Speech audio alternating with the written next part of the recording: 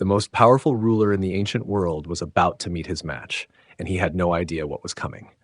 Pharaoh controlled millions of slaves, commanded vast armies, and was worshipped as a living god by his people. But when a stuttering shepherd named Moses appeared before his throne with a simple wooden staff, everything was about to change forever. But before we dive in, if you're new to this channel, consider hitting that like and subscribe button if this type of content helps you unwind. Also, let us know where you're watching from and what time it is. We're building a global community here. So without further ado, let's get started, shall we? The sun rises over the ancient world, casting golden light across the greatest empire Earth has ever known. Egypt stretches along the Nile like a jeweled serpent, her cities gleaming white against the desert. This is the land of pharaohs, where gods walk among mortals and pyramids pierce the sky like stone prayers. In Memphis, the capital city, merchants from distant lands bring ivory and gold. The markets buzz with languages from across the known world. Nubian traders offer precious stones. Syrian caravans carry cedar wood and silver.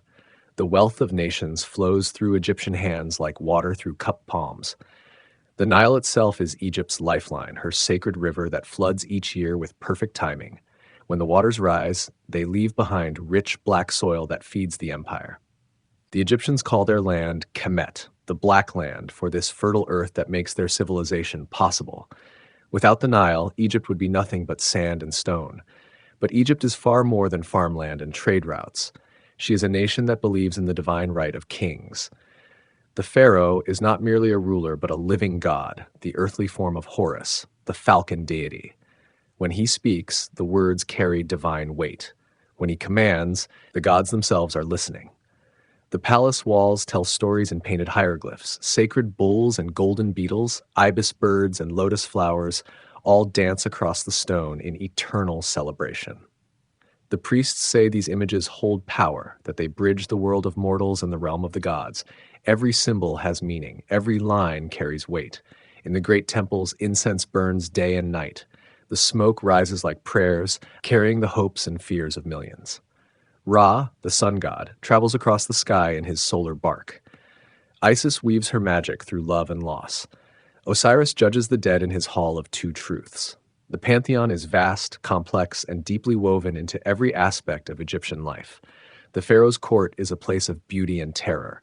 Nobles dress in fine linen, their eyes lined with kohl, their necks heavy with gold. They speak in whispers and glances, their words carefully chosen. One wrong phrase, one misplaced gesture, and a life can end as quickly as a candle flame in the wind. Yet, beneath all this grandeur, another story unfolds. In the mud pits and brick yards beneath the shadow of monuments, a different people toil. They are the Hebrews, descendants of Abraham, Isaac, and Jacob. Once they were welcomed guests in this land. Now they are slaves, their backs bent under the weight of Egyptian ambition. The Hebrews remember stories their fathers told. They speak of a promised land, of a God who made covenants with their ancestors. They whisper of the day when Jacob's son Joseph saved Egypt from famine, when their people were honored and respected. But those days feel like distant dreams now. In the slave quarters, mothers sing lullabies to children who will never know freedom. The songs carry ancient melodies, words that stretch back to the time of the patriarchs. These people hold on to hope like a precious stone, hidden away but never forgotten. The Egyptians see the Hebrews as useful but dangerous. They are numerous, growing stronger with each generation. What if they rebel? What if they join with Egypt's enemies? Fear mingles with contempt in the Egyptian heart. The solution seems simple. Work them harder, watch them closer, ensure they never forget their place. But the God of Abraham, Isaac, and Jacob is not sleeping. He sees the suffering of his people. He hears their cries in the night. The time of deliverance has not yet come, but it approaches like dawn after the longest night. The stage is set for a confrontation that will shake the foundations of the ancient world. Egypt stands at the height of her power, confident in her gods, secure in her strength. The pharaoh sits on his golden throne, surrounded by advisors who speak only what he wishes to hear. The empire stretches from Nubia to the Mediterranean, from the eastern desert to the western oases. No power on earth can challenge the might of Egypt. Yet, in the mud pits where Hebrew slaves make bricks, a different kind of power stirs. It is quiet, patient, and utterly relentless. The God who spoke the universe into existence is about to speak again. When he does, the world will never be the same. The sun sets over the Nile, painting the sky in shades of gold and crimson. Another day passes in the eternal rhythm of Egyptian life. The priests perform their evening rituals. The nobles feast in their grand houses. The slaves collapse in exhaustion, dreaming of freedom they may never see. But tomorrow is coming, and with it, changes that will transform the ancient world. The greatest empire on earth is about to meet the God of a slave people. Pride will clash with power. Human arrogance will face divine justice. The story that follows will echo through the ages, a tale of liberation that will inspire the oppressed and humble the mighty. The world before the storm seems peaceful, secure, eternal. But storms have a way of arriving when least expected, and this storm will be unlike any the world has ever seen. A Hebrew child in a crocodile empire. The sun beats down mercilessly on the Hebrew slave quarters, where life hangs by the thinnest of threads. Here, in the shadow of Egypt's grandeur, a different story unfolds. The Pharaoh has issued a decree that chills the heart of every Hebrew mother. All newborn boys must die. Fear walks among the people like a living thing. Women whisper prayers as they tend to their daily tasks. Fathers work with heavy hearts, knowing that joy may turn to sorrow with the next sunrise. The very act of bringing life into the world has become an act of defiance against the empire's cruel will. But life finds a way, even in the darkest places. In a modest dwelling, a Hebrew woman named Jochebed feels the stirrings of new life within her. She is no stranger to motherhood, having already borne 2 children, Miriam, wise beyond her years, and Aaron, gentle and kind. Now another child grows beneath her heart.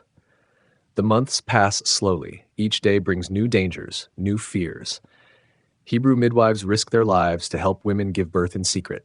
They fear God more than they fear Pharaoh, and their courage saves countless lives.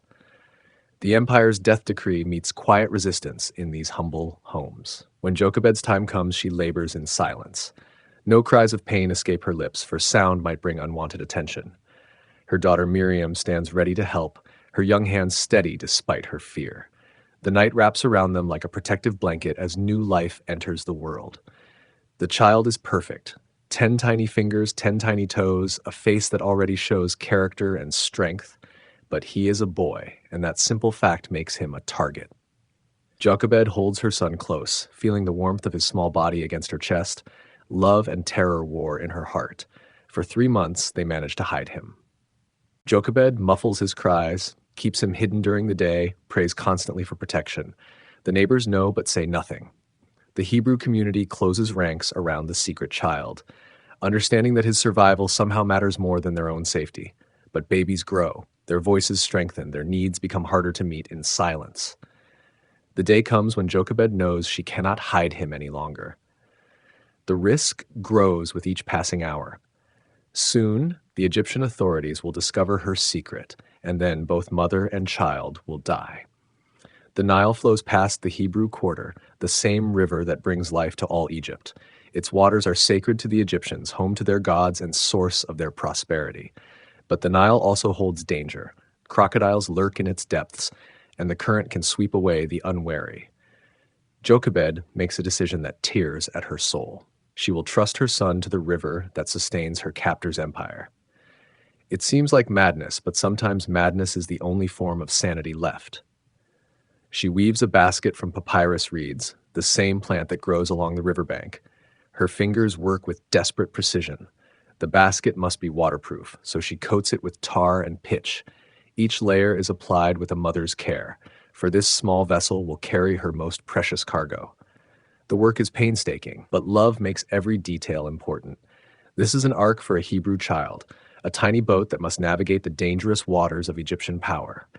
When the basket is ready, Jochebed places her son inside. He looks up at her with eyes that seem to hold ancient wisdom. Does he understand what is happening? The question will haunt her for years to come. She kisses his forehead one last time, breathing in the sweet scent of his skin. At dawn, when the mist still clings to the water, Jochebed carries the basket to the riverbank. Her hands shake as she places it among the reeds. The Nile laps gently at the shore, its waters dark and mysterious. She has done all she can. Now she must trust in the God of her fathers to watch over her child. Miriam follows at a distance, determined to see what becomes of her baby brother. She hides among the tall grasses, her heart pounding as she watches the basket bob gently in the current. The river carries its precious cargo downstream toward the palaces and temples of Egyptian power. The irony is not lost on those who know the story. The Nile, Egypt's source of life, now carries a Hebrew child toward his destiny. The river that Pharaoh uses to murder Hebrew boys will instead preserve one who will grow up to challenge the empire itself. The waters that symbolize Egyptian power will become an instrument of Hebrew salvation. As the sun climbs higher, the basket drifts past fishing boats and merchant vessels. The morning is peaceful, but the peace masks a deeper truth. A Hebrew child floats on Egyptian waters, carried by currents that will ultimately carry him to greatness. The God of Abraham, Isaac, and Jacob watches over this small ark, guiding it toward its appointed destination. Jochebed returns home with empty arms and a heart full of hope and sorrow. She has saved her son by giving him away, protected him by abandoning him to the river. The sacrifice is complete, but the story is just beginning. Somewhere on the Nile, a Hebrew child floats toward his destiny, unaware that he carries the hopes of an entire people in his tiny hands. The Crocodile Empire has claimed another victim, or so it seems. But this victim will grow up to become Egypt's greatest challenger, the one who will bring the empire to its knees. The river that was meant to destroy will instead preserve. The waters of death will become the waters of life, raised among enemies. The morning sun dances on the Nile's surface as the basket drifts downstream, carrying its precious cargo toward the heart of Egyptian power. The current is gentle here, near the royal baths, where the Pharaoh's daughter comes to wash in the sacred waters. Reeds sway in the breeze, hiding the small vessel among their green stems. Pharaoh's daughter arrives with her servants, a procession of beauty and privilege. She is young, lovely, and kind-hearted despite her royal upbringing. The water beckons to her, promising relief from the heat and the weight of palace life. She steps into the shallows, her servants attending her every need. A cry pierces the morning calm. The princess freezes, her head turning toward the sound. Her servants exchange glances, unsure of what they have heard. But the cry comes again, unmistakably the voice of a child in distress. The princess wades deeper into the reeds following the sound. There, floating among the papyrus, she finds the basket. The child inside is beautiful, his face flushed with tears and need. The princess lifts him gently, her heart immediately captured by his helpless innocence. She knows at once that this is a Hebrew child, one of those condemned to die by her father's decree. The moment stretches between them, woman and child, Egyptian and Hebrew, oppressor and oppressed. But all such distinctions fade before the simple fact of need meeting compassion. The princess makes a choice that will echo through history. She will not let this child die. Miriam has been watching from her hiding place among the reeds. Now she steps forward with careful boldness, her young mind working quickly. She approaches the princess with the proper respect, her words chosen with wisdom beyond her years. Would the princess like her to find a Hebrew woman to nurse the child? The princess nods, perhaps understanding more than she reveals. The arrangement is perfect in its simplicity. The child will be nursed by his own mother, though the princess will never know this truth. Jochebed returns to care for her son, but now she does so under royal protection. The Pharaoh's own daughter has become the guardian of a Hebrew child. The boy grows strong under his mother's care, but the time comes when he must be weaned. The princess claims him as her own, taking him into the palace to be raised as Egyptian royalty. She names him Moses, meaning drawn out, for she drew him from the water. The Hebrew child becomes an Egyptian prince. The palace is a world of wonder and danger. Servants attend to Moses' every need, but he is always watched, always judged. The other princes eye him with suspicion, knowing he is not truly one of them. The nobles whisper about his origins, though none dare speak openly against Pharaoh's daughter. Moses learns the ways of Egyptian nobility. He studies hieroglyphics and mathematics, astronomy and architecture. The royal tutors teach him the arts of war and statecraft. His mind is quick, his body strong, his spirit restless. He excels at everything he attempts, but something deep within him remains unsatisfied. The princess loves him as her own son, but she cannot erase the truth of his birth. Sometimes she watches him with sad eyes, knowing that he carries a burden she cannot fully understand. She has saved him from death, but she cannot save him from the questions that will eventually consume his heart. In the slave quarters, Hebrew mothers tell their children stories of the boy who was pulled from the Nile. They speak of him as one of their own, a child of promise who will one day return to his people. The stories grow in the telling, becoming legends that inspire hope in the darkest hours. Moses hears whispers of his true identity, but the knowledge comes slowly, like dawn breaking over the desert. He is Egyptian in his dress and speech, Hebrew in his blood and destiny. The contradiction tears at his soul, creating a division that will drive him to greatness and exile. The Pharaoh treats Moses with favor, seeing in him a potential ally for his dynasty. Here is a Hebrew who has embraced Egyptian ways, who might serve as a bridge between the rulers and the ruled. The irony is complete. The very man Pharaoh hopes will help control the Hebrews will become their greatest liberator. In the palace gardens, Moses walks among exotic flowers and fruit trees.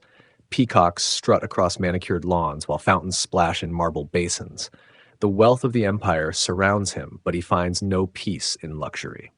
His heart yearns for something he cannot name. He visits the temple of Ra, where priests burn incense before golden statues. The ceremonies are elaborate, the rituals ancient and complex, but the gods of Egypt feel distant to him, cold and unyielding. He performs his duties as a prince, but his spirit remains unmoved by the pageantry of Egyptian religion. At night, alone in his chamber, Moses stares out at the stars. Somewhere in the darkness, his people suffer under the weight of slavery. He knows this truth now, though he does not yet understand what it means for his own future. The boy who was saved from the Nile will one day return to save others from a different kind of drowning. The years pass, and Moses grows into manhood. He is tall and strong, commanding in presence, skilled in the arts of leadership. The Egyptians see him as one of their own, a prince who happens to have Hebrew blood. But blood calls to blood, and heritage has a way of asserting itself when least expected. The Hebrew child raised among enemies has become a man of two worlds. He walks in the corridors of power, but carries the memory of his people's pain. He speaks the language of the oppressor, but hears the cries of the oppressed. The time is coming when he will have to choose between the palace and the slave quarters, between comfort and conscience. Moses does not yet know that he is destined to be a deliverer. He sees himself as an Egyptian prince with Hebrew ancestry, nothing more. But God has been preparing him for this moment since before his birth. The education he receives in Pharaoh's palace will serve him well when he leads a nation through the wilderness. The boy saved from the water will grow up to save his people from bondage. Blood in the sand. The years have shaped Moses into a man of two worlds, but he remains largely unaware of the depth of his people's suffering. The palace walls have shielded him from the harsh realities of Hebrew life, allowing him to exist in a comfortable ignorance that will soon be shattered. He is 40 years old now, a prince of Egypt in the fullness of his strength and knowledge. On this particular morning, Moses decides to venture beyond the palace grounds. Perhaps it is curiosity, or maybe something deeper calling him toward a truth he has long avoided. The Hebrew work sites lie just outside the city proper, where the sound of hammer and chisel fills the air from dawn to dusk. The scene that greets him is worse than anything he has imagined. Hundreds of Hebrew men labor under the burning sun, their backs bent with exhaustion, their hands raw from handling rough stone and mud brick. The air is thick with dust and the smell of sweat and suffering. Overseers with whips patrol the work lines, ready to strike anyone who slows or stumbles. Moses watches from a distance, his heart heavy with a new understanding. These are his people, the children of Abraham, Isaac, and Jacob. They are the descendants of those who once walked with God, now reduced to beasts of burden in a foreign land. The knowledge cuts through him like a sword, awakening something that has long slept in his soul. An old Hebrew man stumbles under the weight of his burden. His legs shake with the effort of carrying stones that would challenge a younger, stronger worker. But the quotas must be met, the work must continue, and weakness is not tolerated in this place. The man tries to rise, his breath coming in short gasps. The Egyptian overseer approaches with anger in his eyes. His whip unfurls like a serpent, ready to strike. He has dealt with hundreds of lazy Hebrew slaves, and he knows how to motivate them. Pain is his tool, fear his weapon. The old man looks up with pleading eyes, but mercy is not part of the overseer's nature. The whip falls with a sound like breaking wood. The old man cries out, his voice carrying pain that goes deeper than flesh. Again, the whip falls, and again. The other Hebrew workers glance over but dare not intervene. They have learned that helping one another only brings more suffering for all. Moses feels something break inside his chest. This is not justice, not order, not the divine right of kings. This is cruelty for its own sake, the strong crushing the weak simply because they can. The Egyptian blood in his veins wars with the Hebrew blood, but in this moment, heritage wins over education. He steps forward, his prince's robes marking him as someone of importance. The overseer pauses, unsure how to respond to this unexpected visitor. Moses approaches slowly, his eyes taking in every detail of the scene. The old man lies bleeding in the sand, his breath shallow and labored. Words are exchanged, though their exact nature is lost to history. Perhaps Moses tries to reason with the overseer, appealing to whatever humanity might exist beneath the callous exterior. Perhaps he offers to buy the old man's freedom, or to have him transferred to lighter duties. But the overseer is drunk on power, confident in his authority over these Hebrew dogs. The conversation grows heated. The overseer sees Moses as just another soft nobleman who doesn't understand the realities of managing slaves. He brandishes his whip dismissively, making it clear that he will not be told how to do his job by anyone, prince or no prince. Moses looks around quickly, noting that they are alone. The other workers have been moved to different areas. Like the other overseers are occupied elsewhere. There are no witnesses to what happens next. No one to see the moment when 40 years of royal restraint finally break. The blow comes swift and sure. Moses strikes the overseer with the strength of a man trained in the arts of war. The Egyptian falls, his head striking the ground with a sound that echoes in the sudden silence. The whip falls from his lifeless fingers, its work finally done. Moses stares down at what he has done. The overseer lies still, his eyes vacant, his cruelty ended forever. The old Hebrew man watches from the ground, his pain forgotten in the face of this shocking turn of events. A Hebrew prince has killed an Egyptian taskmaster. The world has turned upside down. Panic floods through Moses as he realizes the magnitude of his action. He has not just killed a man, he has declared war on the system that made him. Every privilege he has enjoyed, every comfort he has known, every opportunity that has been given to him, all of it becomes meaningless in the face of this one act of violence. He looks around desperately, seeking some way to undo what cannot be undone. The sand offers the only solution. Working quickly, he digs a shallow grave and drags the overseer's body into it. The desert will keep this secret, he tells himself. The sand will cover his crime along with the body. But secrets have a way of revealing themselves, especially in a land where everyone watches everyone else. The next day, Moses returns to the Hebrew work sites, perhaps hoping to find some peace in having struck a blow for justice. Instead, he finds two Hebrew men fighting each other, their anger spilling over into violence. He tries to intervene to bring peace between his kinsmen, but one of them turns on him with bitter words. "Who made you a prince and judge over us? Do you intend to kill me as you killed the Egyptian?" The words hit Moses like physical blows. His secret is no secret at all. His crime is known. Fear grips him as he realizes the implications. If the Hebrews know, then surely the Egyptians will know soon enough. Pharaoh will hear of this deed, and the penalty for killing an overseer will be death. The palace that has been his home will become his tomb. Moses flees the worksite, his mind racing with the knowledge that his life in Egypt is over. He has chosen sides in a war he never wanted to fight, and now he must live with the consequences. The prince who was saved from the Nile must now save himself from the wrath of Pharaoh. Behind him, the sand begins to shift in the wind, slowly covering the grave he dug. The blood has soaked into the earth, marking the spot where an Egyptian died and a Hebrew was born. Moses the prince is dead. Moses the fugitive is about to be born. The boy who was pulled from the water has now pulled himself from the comfortable lies of his palace existence. The truth of his heritage has finally claimed him, and there is no going back. In the distance, the Hebrew slaves continue their work, but now they have seen something new.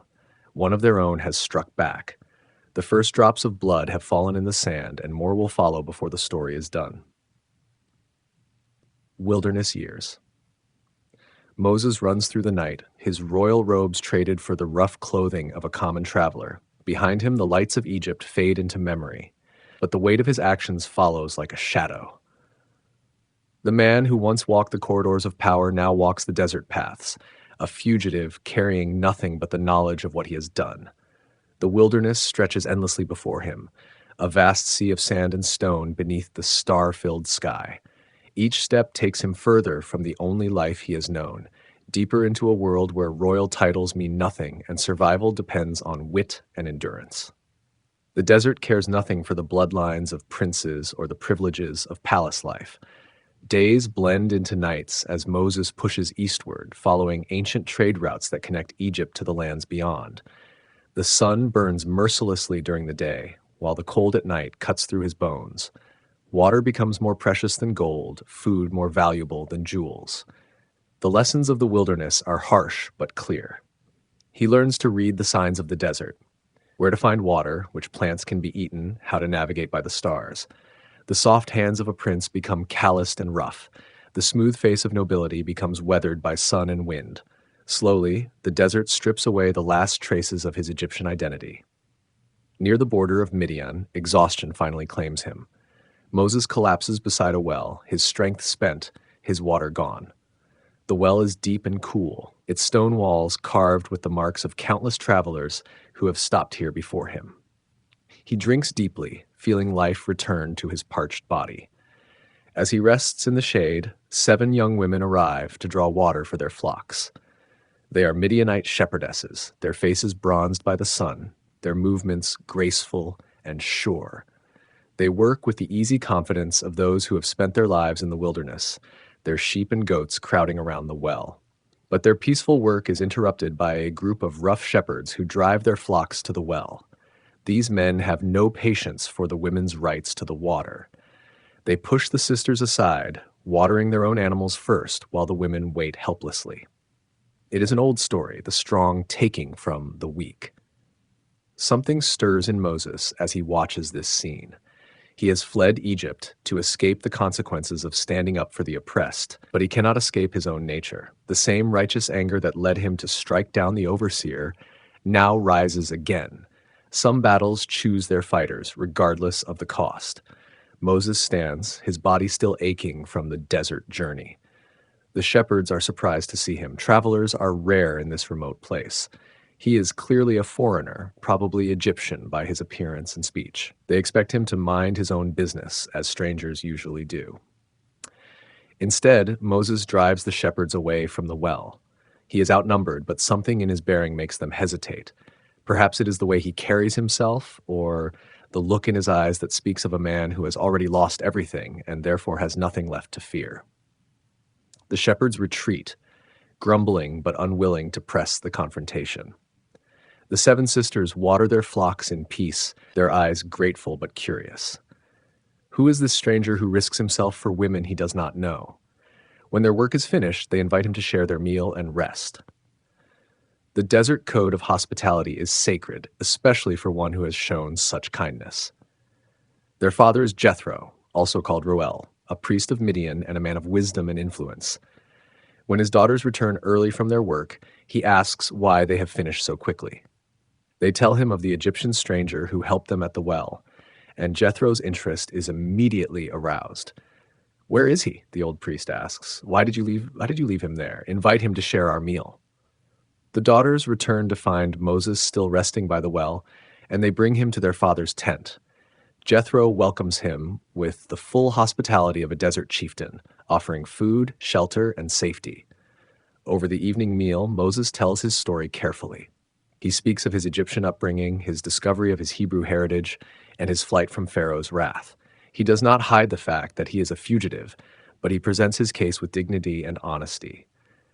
Jethro listens with the keen ear of a man who has lived long and seen much. The priest sees something in Moses that others might miss. Here is a man of unusual background and experience, someone who has known both privilege and hardship. He is educated but not proud, strong but not cruel. Most importantly, he has shown that he will stand up for the helpless, even at great personal cost. Jethro makes an offer that changes Moses' life. He invites the fugitive to stay with his family, to tend his flocks, and find refuge in the wilderness. In exchange, Moses will have the protection of the tribe and the opportunity to learn the ways of the desert. It is a generous offer, and Moses accepts it gratefully. Days turn to months, and months to years. Moses learns to be a shepherd, following the flocks across the wilderness in search of pasture and water. He discovers that the desert is not empty, but full of life for those who know how to see it. He learns patience from the sheep, endurance from the goats, and wisdom from the endless sky. Jethro becomes more than a master. He becomes a father-in-law.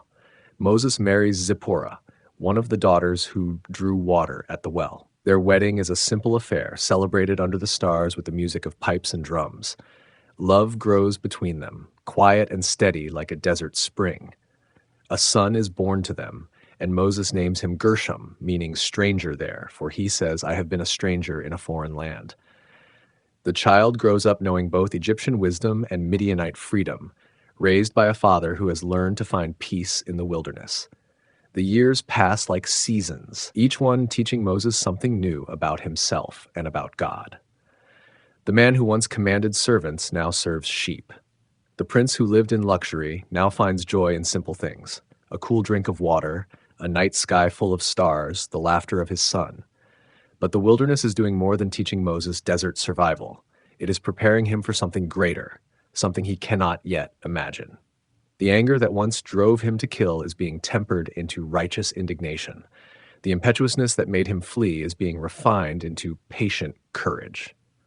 In the quiet hours of the night watch, when the sheep sleep and the stars wheel overhead, Moses sometimes thinks of his people back in Egypt. Are they still suffering under the whips of their taskmasters? Do they still cry out to the God of their fathers for deliverance? The questions haunt him, but he pushes them away. He is no longer a prince of Egypt. He is a shepherd in Midian, nothing more. Yet the God of Abraham, Isaac, and Jacob has not forgotten his people or his chosen deliverer. The wilderness years are not a punishment, but a preparation. The man who will confront Pharaoh is being forged in the desert heat, tempered by hardship and strengthened by solitude.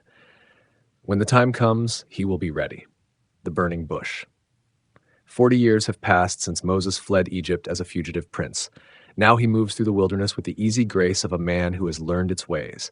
His hair is streaked with gray, his face lined by sun and wind, his hands strong from years of guiding sheep across the desert. He has become what he once could never have imagined, a simple shepherd, content with his lot. The flock moves slowly through the rocky terrain, searching for the sparse grass that grows in the shadow of the mountains. Moses knows every path, every hidden spring, every cave that offers shelter from the desert storms. This is his world now, bounded by horizons that stretch beyond sight, measured in the rhythm of seasons and the needs of his animals. Mount Horeb rises before him, also called Sinai, the mountain of God. Local tradition says it is a sacred place where the divine presence dwells among the peaks. Moses has brought his flocks here many times, finding good pasture on the lower slopes. The mountain holds no particular significance for him. It is simply another landmark in his shepherd's geography.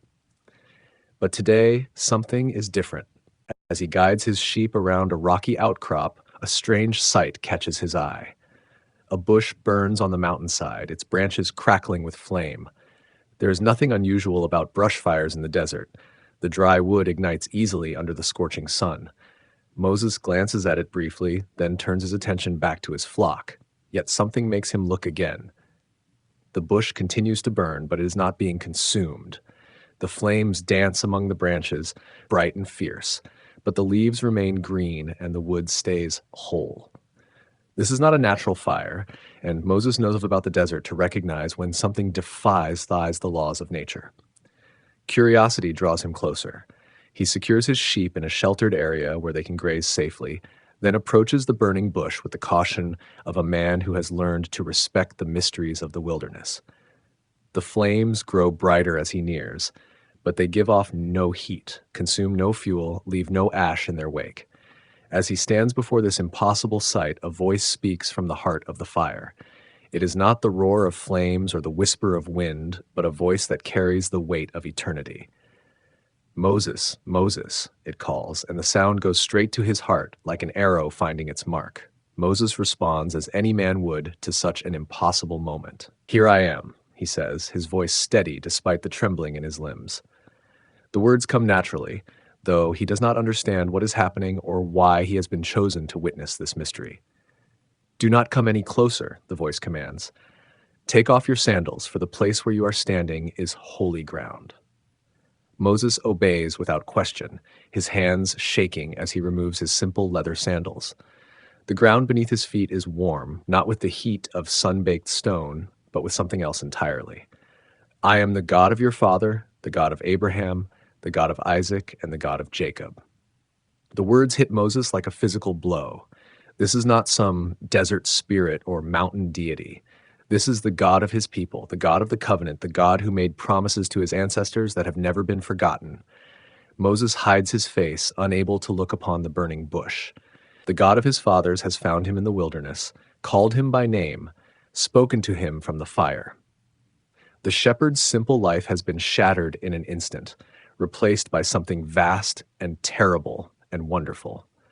"I have indeed seen the misery of my people in Egypt," the voice continues. "I have heard them crying out because of their slave drivers, and I am concerned about their suffering. So I have come down to rescue them from the hand of the Egyptians and to bring them up out of that land into a good and spacious land, a land flowing with milk and honey." Moses listens in amazement as God speaks of his people's suffering, the cries that have reached heaven, the pain that has not gone unnoticed, the deliverance that has been planned since before time began. The shepherd realizes that his 40 years in the wilderness have not been exile, but a preparation for this moment. "So now, go. I am sending you to Pharaoh to bring my people, the Israelites, out of Egypt." The words fall like stones into still water, creating ripples that will spread across the ancient world. Moses, the shepherd, the fugitive, the man who has learned to find peace in obscurity, is being called to the most dangerous mission imaginable. The response comes from deep in his heart, born of 40 years of learning his own limitations. "Who am I that I should go to Pharaoh and bring the Israelites out of Egypt?" Moses asks. The question is not false modesty, but genuine bewilderment. He knows what he was and what he has become. "The prince is long dead. Only the shepherd remains. I will be with you," God replies, and in those simple words lies all the power of heaven. "And this will be the sign to you that it is I who have sent you. When you have brought the people out of Egypt, you will worship God on this mountain." The promise stretches into the future, a guarantee that what seems impossible will come to pass. But Moses needs more than promises. He needs practical answers for the questions his people will ask. "Suppose I go to the Israelites and say to them, 'The God of your fathers has sent me to you,' and they ask me, 'What is his name?' Then what shall I tell them?" The answer comes with the weight of eternity behind it. "I am who I am." This is what you are to say to the Israelites. "I am has sent me to you." The name echoes in the wilderness air, a declaration of existence that needs no explanation, no qualification, no defense. God simply is, and that is enough. Moses receives detailed instructions about what he must do. He will gather the elders of Israel and tell them that the God of their fathers has appeared to him. Together they will go to the king of Egypt and ask for permission to take a 3-day journey into the wilderness to offer sacrifices. The request seems reasonable, but both God and Moses know that Pharaoh will refuse. "But I know that the king of Egypt will not let you go unless a mighty hand compels him," God warns. "So I will stretch out my hand and strike the Egyptians with all the wonders that I will perform among them. After that, he will let you go." The words carry the promise of conflict, of miracles that will shake the foundations of the ancient world. Moses still hesitates, weighted down by memories of his last encounter with his people. What if they do not believe me or listen to me and say, "The Lord did not appear to you"? The fear is real and justified. He has been gone for 40 years. Why should they trust him now? God gives him signs to authenticate his mission. Moses' staff becomes a serpent when thrown to the ground, then returns to its original form when he picks it up. His hand becomes leprous when placed inside his cloak, then is healed when he removes it. If these signs fail to convince, he can turn water from the Nile into blood upon the ground. But Moses has one more objection, this one rooted in his own sense of inadequacy. Pardon your servant, Lord. I have never been eloquent, neither in the past nor since you have spoken to your servant. I am slow of speech and tongue. The man who was educated in all the wisdom of Egypt now claims he cannot speak effectively. The answer comes with gentle rebuke and infinite patience. Who gave human beings their mouths? Who makes them deaf or mute? Who gives them sight or makes them blind? Is it not I, the Lord? Now go, I will help you speak and will teach you what to say. The creator of language will provide the words when they are needed. Still, Moses resists, his final objection revealing the depth of his reluctance. Pardon your servant, Lord. Please send someone else. The honesty is refreshing and heartbreaking. Here is a man who knows his own weaknesses, who would rather remain in the comfortable obscurity of shepherding than face the trials that await. God's anger burns against Moses' continued resistance, but mercy tempers justice. What about your brother Aaron the Levite? I know he can speak well. He is already on his way to meet you, and he will be glad to see you. You shall speak to him and put words in his mouth. I will help both of you speak and will teach you what to do. The conversation ends with Moses accepting his mission, though his heart still trembles at the magnitude of what lies ahead. He will be God's representative to Pharaoh, the voice that demands freedom for an enslaved people. The burning bush continues to flame without being consumed, a symbol of the divine presence that will go with him into the heart of Egyptian power. Moses returns to his flock, but he is no longer the same man who left them to investigate a strange sight. The shepherd has become a prophet, the fugitive has become a deliverer, the man who sought obscurity has been called to change the world. The God of Abraham, Isaac, and Jacob has spoken from the fire, and the course of history has been forever altered. He gathers his sheep and begins the journey back to his father-in-law's camp.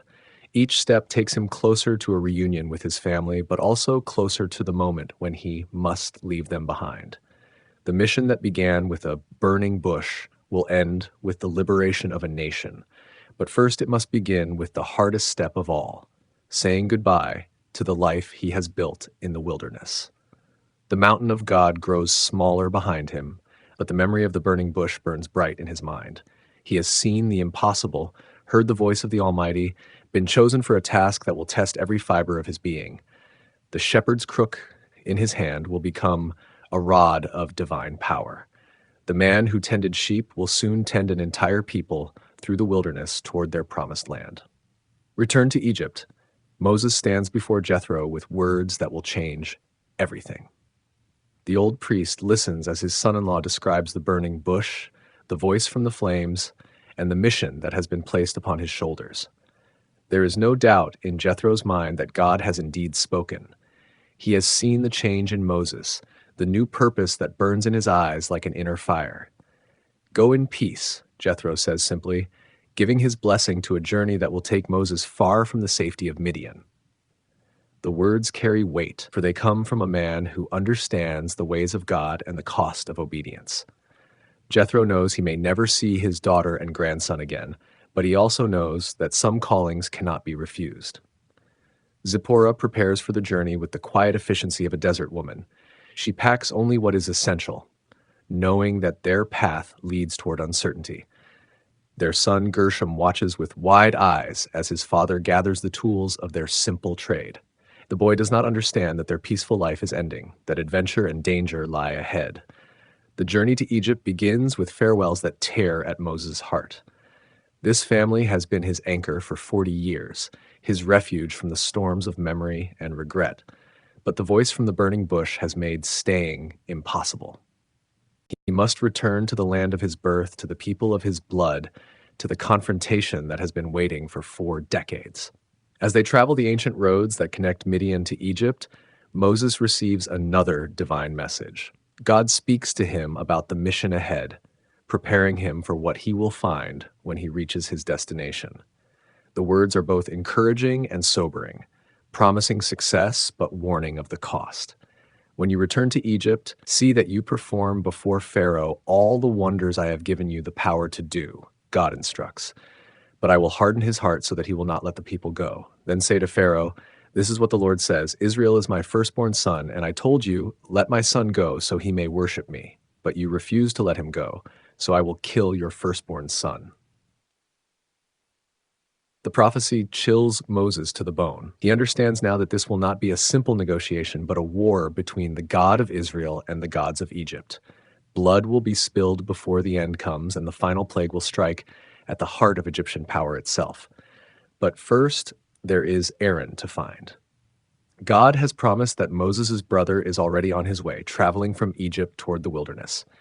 The reunion happens at the mountain of God itself, as if the place where Moses received his calling must also witness the joining of the two men who will lead Israel to freedom. Aaron's joy at seeing his younger brother again is unmistakable. 40 years have passed since Moses fled Egypt as a fugitive, but the bond between them remains strong. Aaron listens with growing amazement as Moses describes his encounter with God and the mission they have been given. The older brother who stayed behind will now serve the younger brother who was called in the wilderness. Together, they continue toward Egypt, two elderly men carrying a message that will shake the foundations of an empire. Moses tells Aaron about the signs they have been given: the rod that becomes a serpent, the hand that becomes leprous and is healed. They practice these miracles as they walk, preparing for the moment when they must prove their divine authorization. The border of Egypt appears before them like a line drawn in the sand. Beyond it lies the land of their birth, the place where their people suffer in bondage, the empire that cast Moses out as a murderer. Neither brother knows what reception awaits them, but both understand that there is no turning back. They enter Egypt as pilgrims rather than conquerors, two desert wanderers returning to a land that has not forgotten Moses' crime. The cities seem larger than Moses remembers, the monuments more imposing, the signs of wealth and power more abundant. Egypt has grown richer during his exile, fed by the labor of Hebrew slaves. Word of their arrival spreads quickly through the Hebrew community. Some remember Moses as the prince who killed an overseer and fled. Others know him only as a legend, a son of their people raised in Pharaoh's house. The reactions are mixed: hope and skepticism, excitement and fear wrestling for dominance in Hebrew hearts. The elders of Israel gather to hear what Moses and Aaron have to say. These are men worn down by decades of oppression, their spirits bent but not broken by the weight of Egyptian cruelty. They listen with careful attention as Moses describes his encounter with God and the promise of deliverance that has been made. Some believe immediately, recognizing the hand of God in these events. Others demand proof, wanting to see the signs that Moses claims to possess. The rod becomes a serpent before their eyes, drawing gasps of amazement from the assembled elders. Moses' hand becomes leprous and is healed, confirming that divine power works through him. The elders bow down and worship, their hearts lifting with the first real hope they have felt in generations. The God of Abraham, Isaac, and Jacob has not forgotten his people. The covenant promises made to their fathers will be fulfilled. Freedom is coming, though none of them can imagine the price that will be paid for it. Miriam appears among the gathered people, an old woman now, but still possessed of the quick intelligence that saved her baby brother by the Nile. She looks at Moses with eyes that see past the weathered shepherd to the prince he once was and the deliverer he has become. The sister who watched over him as an infant will watch over him again as he leads their people to freedom. "The Lord has heard," she says simply, and the words capture the mood of the moment perfectly. Decades of prayers have been answered, generations of suffering have been acknowledged, and the time of deliverance has finally arrived. The Hebrew people gather around Moses and Aaron, ready to follow them wherever God might lead. But first, there is Pharaoh to face. The man who sits on the throne of Egypt is not the same one Moses knew as a youth, but he represents the same power, the same pride, the same refusal to acknowledge any authority higher than his own. The confrontation that began with a Hebrew baby in a basket will soon reach its climax in the throne room of the most powerful empire on earth. Moses looks toward the royal city where he once walked as a prince. Now he will return as a prophet, carrying a message that Pharaoh will not want to hear. The staff in his hand feels heavy with the weight of miracles yet to come. The brother beside him shares the burden of a mission that will test their faith to its limits. The Hebrew people watch them go with prayers on their lips and hope in their hearts.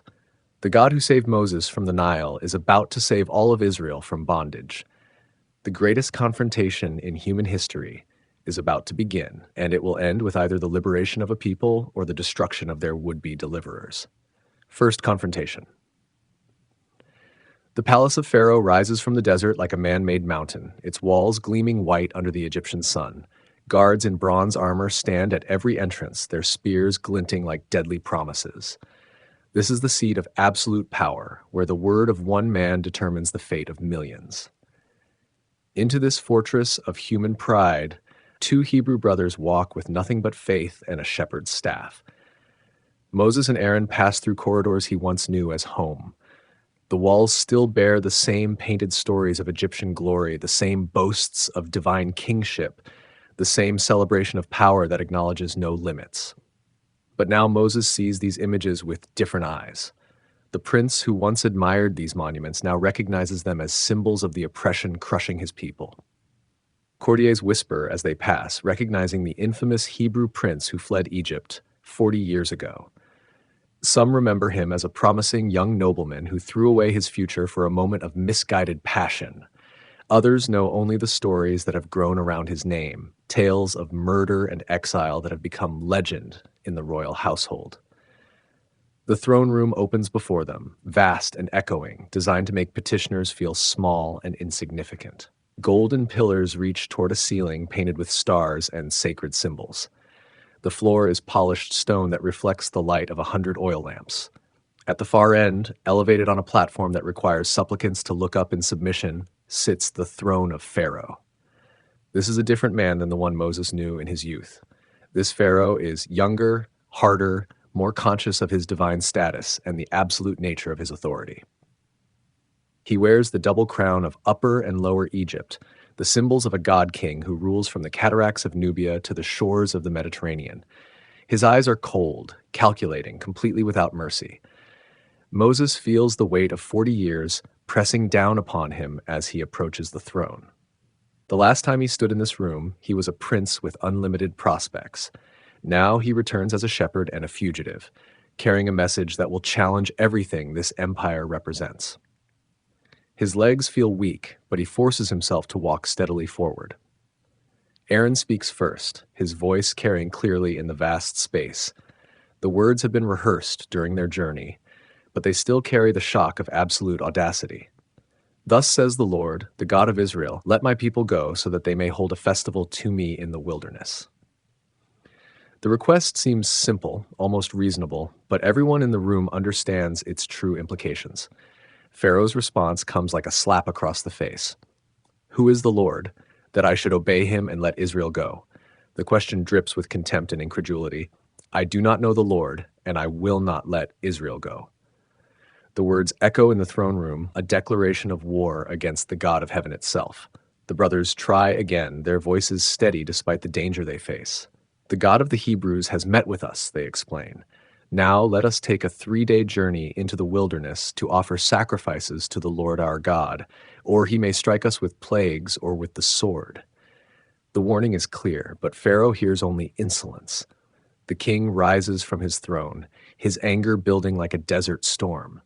How dare these Hebrew slaves make demands upon the divine Pharaoh?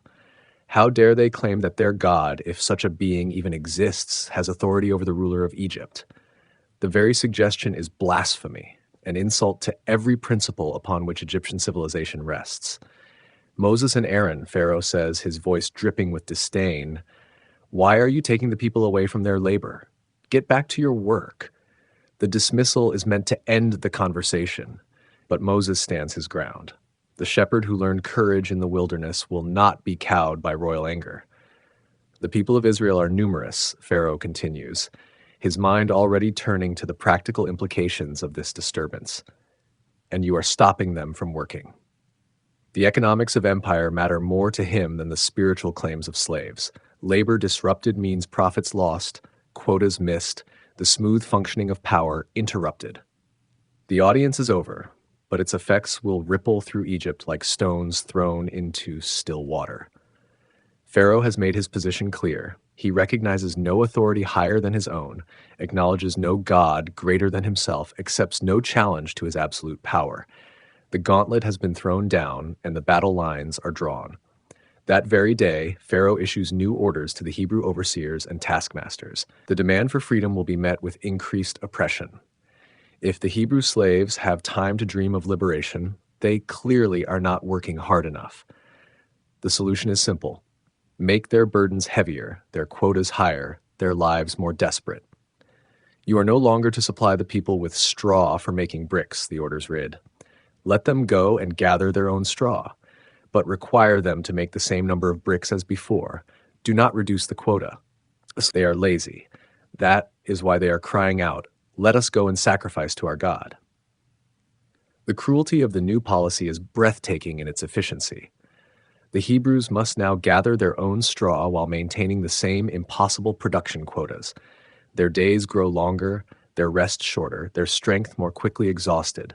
The whips of the taskmasters fall more frequently, and the cries of the suffering rise higher. Word spreads quickly through the Hebrew community about what happened in the throne room.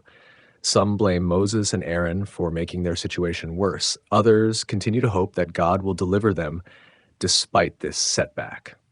But all feel the immediate impact of Pharaoh's response: increased suffering, heavier burdens, and the growing certainty that their oppressor will never willingly let them go. Moses watches his people's suffering with a heavy heart. The confrontation he dreaded has happened, and its result seems to be greater misery for those he came to save. The voice from the burning bush promised deliverance, but so far all he has brought his people is additional pain. Doubt creeps into his mind like desert cold in the night. But Pharaoh has made a crucial error in his response to Moses' demand. By increasing the Hebrews' suffering, he's made their desire for freedom more desperate. By refusing to acknowledge the God of Israel, he has set himself up for a confrontation with divine power. The king who sees himself as a god is about to discover what real divinity looks like when it goes to war. The stage is set for a battle that will reshape the ancient world.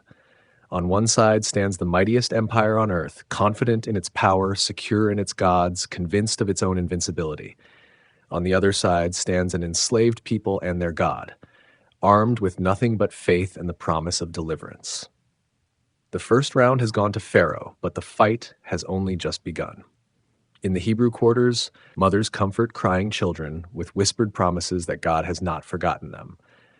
In the palace, Pharaoh sleeps peacefully, confident that he has put these troublesome slaves in their place. Neither side knows that tomorrow will bring changes that will alter the course of history forever. Bricks without straw. The dawn breaks gray and harsh over the Hebrew settlements, but there is no peace in the pale light. Pharaoh's new decree has spread through the work sites like wildfire, bringing with it a cruelty designed to break both body and spirit. The order is simple in its malice. Gather your own straw, but make the same number of bricks. The impossible has become the required. Hebrew families wake to a reality worse than any they have known. Fathers look at their hands, already raw from handling clay and stone, knowing they must now scratch through fields for straw while maintaining quotas that were difficult even with adequate supplies. Mothers watch their husbands leave for work, understanding that many may not return alive from this increased torment. The brick pits become scenes of desperate frenzy. Hebrew workers scatter across the countryside at first light, searching for stubble and grass that can serve as binding for their clay. They gather armfuls of whatever they can find, racing against time and the rising anger of their overseers. Every moment spent gathering straw is a moment not spent making bricks. Children join the frantic search, their small hands pulling at dried grasses while their mothers weep quietly nearby. The elderly, those who should be resting in the shade, crawl through fields looking for anything that might help meet the quotas. Families work together in desperate unity, knowing that failure means the whip for all. Back at the work sites, the clay waits in great mounds, as demanding as ever. The Hebrew workers mix their scavenged straw into the thick mud, kneading it with their feet until the mixture reaches the proper consistency. Their hands shake with exhaustion, their backs ache from the doubled labor, but the quotas remain unchanged. Egyptian taskmasters patrol the work lines with increased vigilance, their whips ready for anyone who falls behind. They have their own orders to follow, their own quotas to meet in terms of bricks produced and Hebrews punished. The system feeds on itself, creating a cycle of cruelty that seems designed to crush hope along with bodies. The Hebrew foremen find themselves caught in an impossible position. They are responsible for ensuring their people meet the quotas, but they have been given no additional time or resources to accomplish this task. When the numbers fall short, as they inevitably must, the foremen bear the first punishment. Their backs become canvases for Egyptian whips. Noon brings no relief, only the blazing heat that makes the work even more unbearable. The Hebrews labor without adequate water, their mouths dry and their bodies failing. Some collapse under the strain, only to be kicked back to their feet by overseers who see them as machines rather than men. The sun becomes another enemy in a world full of oppression. The afternoon quota checks reveal what everyone already knows. The impossible remains impossible. Fewer bricks have been made despite longer hours and greater suffering. The Egyptian response is swift and merciless. Whips fall like rain, and the cries of the beaten echo across the work sites. Blood mingles with clay in the brick pits. Hebrew foremen are dragged before their Egyptian supervisors, their faces already showing the marks of previous beatings. "Why haven't you met your quota of bricks yesterday or today as before?" the Egyptians demand. The question is rhetorical. They know the answer but ask it anyway, savoring the power to require explanations for the impossible. The foremen have no answer that will satisfy their tormentors. How can they explain that men cannot be in two places at once, gathering straw and making bricks simultaneously? How can they make their oppressors understand that even slaves have physical limitations? Their silence only fuels Egyptian anger. In desperation, the Hebrew foremen decide to appeal directly to Pharaoh. Perhaps the king does not understand the full implications of his order. Perhaps he will show mercy when he sees how his decree affects the people under his rule. Hope dies hard, even in the face of overwhelming evidence to the contrary. The foremen gather what courage they can find and make their way to the royal court. They know they risk their lives by approaching Pharaoh directly, but desperation makes brave men of the most timid. Their appearance before the throne is a study in human dignity maintained under impossible circumstances. "Why have you treated your servants this way?" they ask Pharaoh, their voices steady despite their fear. "Your servants are given no straw, yet we are told, 'Make bricks.' Your servants are being beaten, but the fault is with your own people." The appeal is logical, reasonable, and completely useless. Pharaoh's response comes like a hammer blow. "Lazy. That's what you are. Lazy," he declares. "That is why you keep saying, 'Let us go and sacrifice to the Lord.' Now get to work. You will not be given any straw, yet you must produce your full quota of bricks." The king's face shows no trace of mercy, only contempt for those who dare question his wisdom. The foremen leave the royal presence with their hopes shattered and their fears confirmed. Pharaoh will show no mercy, offer no relief, consider no appeals. He has made his position clear. Hebrew suffering is not only acceptable but desirable. The slaves must be crushed so completely that thoughts of freedom become impossible. As they walk through the streets of the capital, the Hebrew foremen encounter Moses and Aaron. The sight of these supposed deliverers kindles a rage born of desperation and betrayal. These men promised liberation but have brought only increased suffering. Their intervention has made life worse, not better. "May the Lord look on you and judge you," the foremen cry out. "You have made us obnoxious to Pharaoh and his officials and have put a sword in their hand to kill us." The accusation hangs in the air like smoke from sacrificial fires. The would-be liberators have become the unwitting agents of greater oppression. Moses feels the weight of their words like physical blows. He came to save his people. but his actions have brought them greater suffering. The burning bush and the divine commission seem like distant dreams compared to the harsh reality of Hebrew blood soaking into Egyptian sand. Has he misunderstood God's call? Has he acted too quickly, too presumptuously? That night, Moses wrestles with doubt and despair. The confident shepherd who received God's commission at Mount Horeb now faces the complexities of divine timing and human resistance. His people suffer more than before. Pharaoh grows more defiant with each passing hour, and the promised deliverance seems further away than ever. But in the darkness of his doubt, Moses remembers the voice from the burning bush. God promised that this mission would not be easy, that Pharaoh would resist until forced to yield by mighty acts of divine power. The increased suffering is not a sign that God has failed, but evidence that the real battle is about to begin.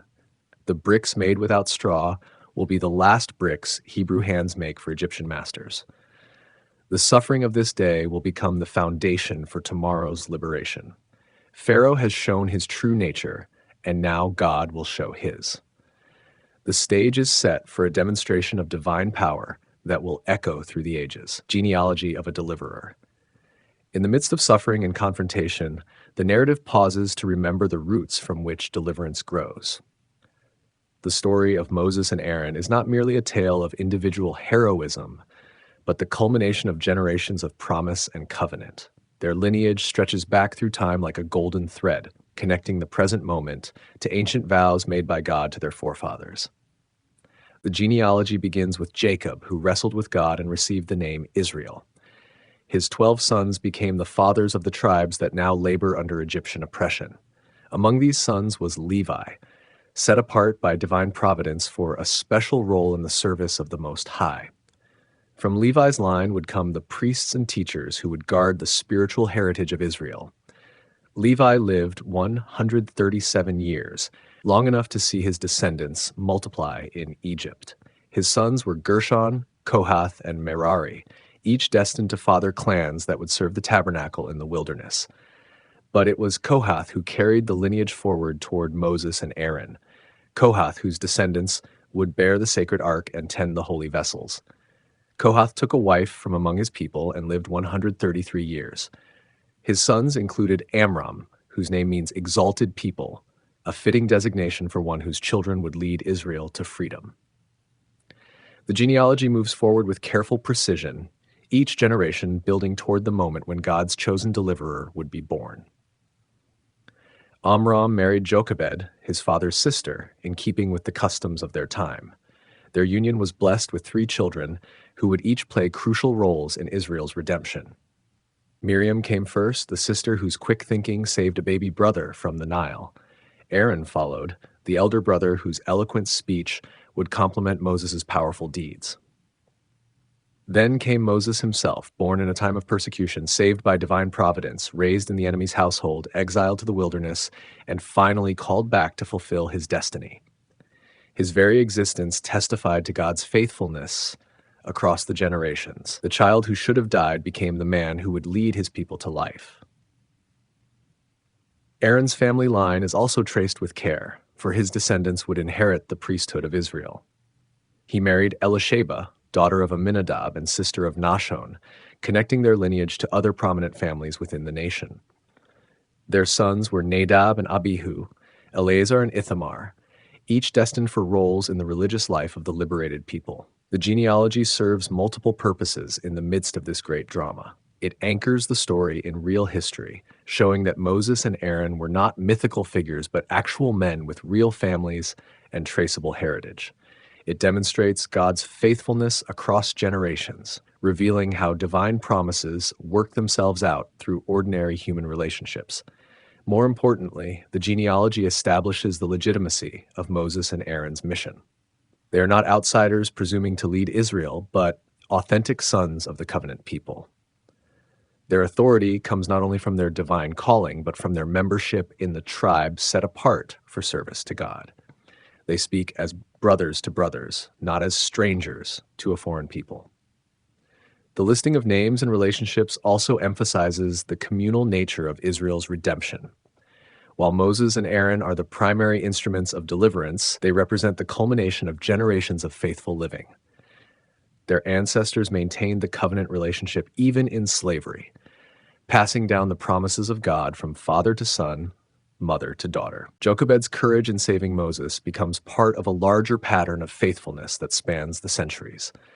The midwives who refused to kill Hebrew babies, the parents who kept the faith alive despite oppression, the elders who remembered the stories of Abraham, Isaac, and Jacob, all contributed to the moment when deliverance would finally come.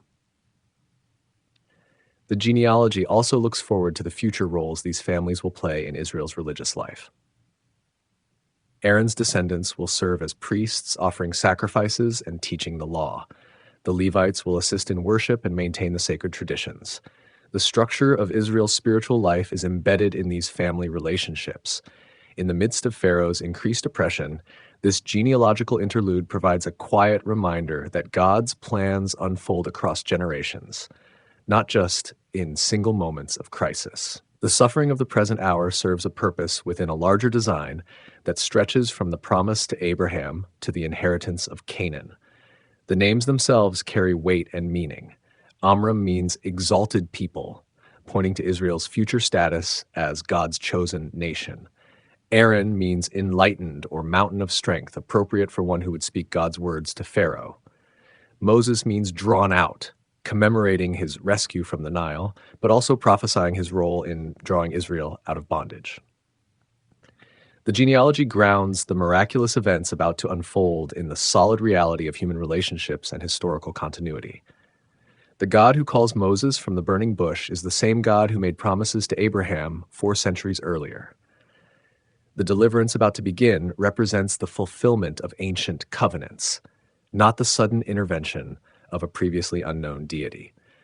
As the narrative prepares to return to the confrontation with Pharaoh, this genealogical foundation provides stability and context. Moses and Aaron are not isolated heroes, but representatives of a people with a long history and a divine destiny. Their individual courage draws strength from the corporate identity of Israel as God's covenant people.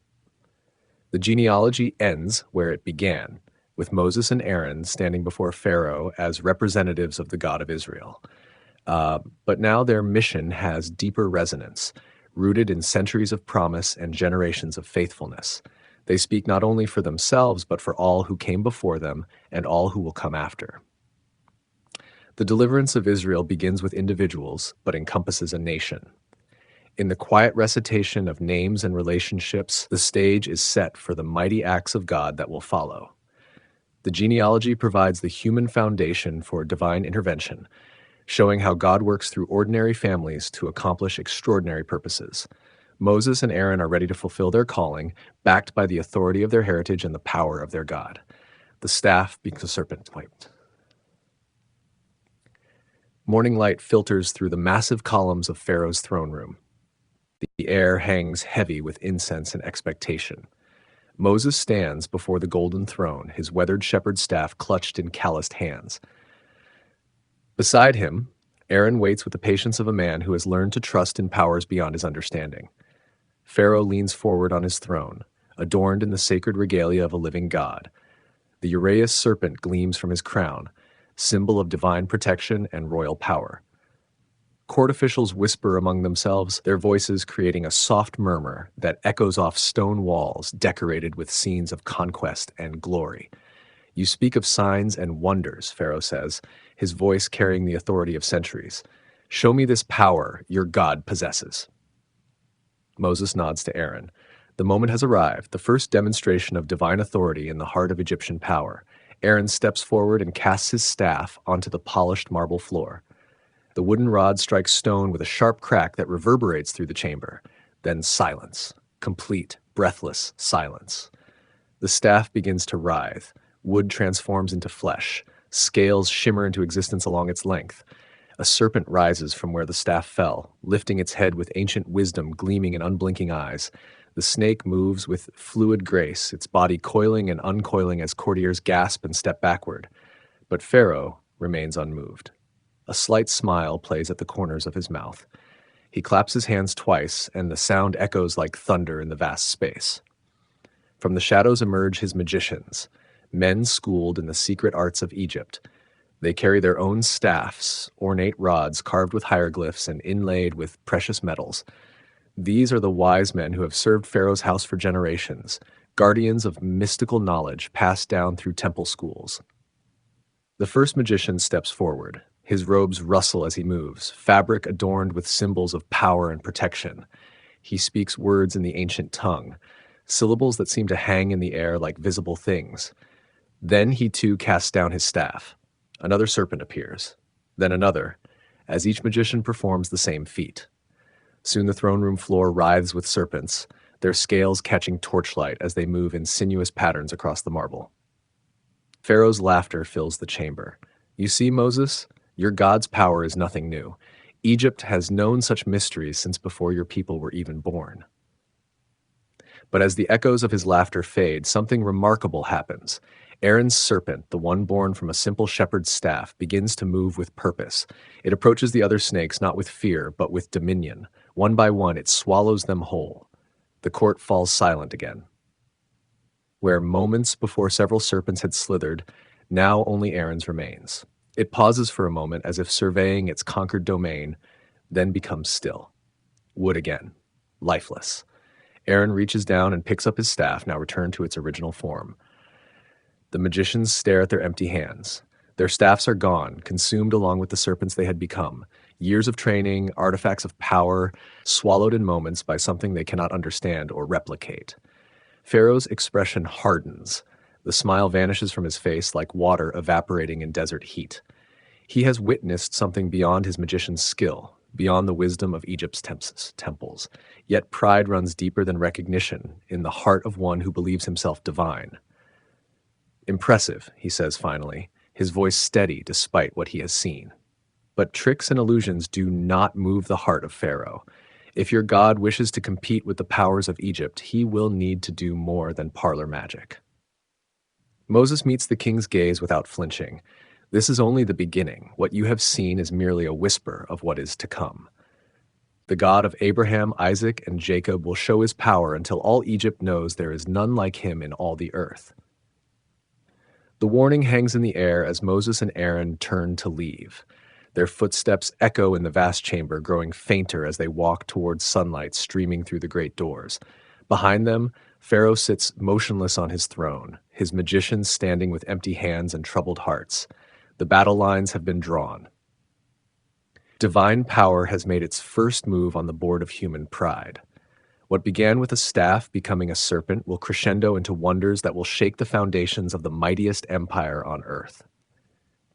In the streets of Memphis, word begins to spread. Something strange occurred in Pharaoh's court today. The Hebrew slaves hear whispers of their leaders performing signs before the king. Hope stirs in hearts long accustomed to despair, while Egyptian citizens feel the first faint tremor of unease. The stage is set for a confrontation that will reshape history. Blood in the Nile. Dawn breaks over the sacred Nile, painting the water gold and crimson as Ra's chariot begins its daily journey across the heavens. Along the riverbank, Egyptian women fill their water jars as they have for countless generations. Children splash in the shallows while fishermen cast their nets into waters that have sustained civilization since the world was young. The Nile is more than a river to Egypt. It is life itself. Without its annual flood, the black soil that feeds the empire would turn to dust. Without its fish, millions would starve. Without its water, the desert would reclaim the green delta that makes Egypt the granary of the ancient world. Pharaoh himself often comes to the river at dawn, performing the sacred rituals that ensure the Nile's continued blessing. Today is no different. He walks slowly down the stone steps that lead from his palace to the water's edge, followed by priests carrying incense and offering bowls. But this morning, he is not alone in seeking the river's presence.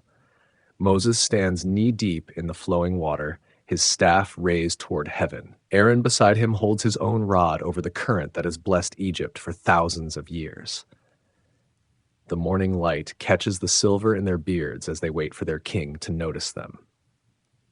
Pharaoh pauses on the steps. His eyes narrow as he recognizes the two men who dared challenge him in his own throne room. Guards move to flank their king, hands resting on sword hilts, but Pharaoh raises a hand to stop them. Curiosity wars with irritation in his expression. Have you come to perform more magic tricks? Pharaoh calls across the water. The Nile has seen the prayers of true gods for millennia. Your God is just another voice crying in the wilderness. Moses' reply carries clearly across the morning stillness. The Lord God of the Hebrews has sent me to you with this message. Let my people go, that they may serve me in the wilderness. But until now you have not listened. The king's laughter echoes off the water. And why should Pharaoh listen to the God of slaves? Because, Moses says, raising his staff higher, by this you shall know that the Lord is God. Aaron strikes the water with his rod. The change begins where the staff touches the current. A dark stain spreads from that point like spilled wine, but this is no ordinary discoloration. The water turns the deep red of fresh blood, thick and viscous, carrying the metallic scent of slaughter. The crimson tide spreads with impossible speed. Within moments, the sacred Nile runs red from bank to bank.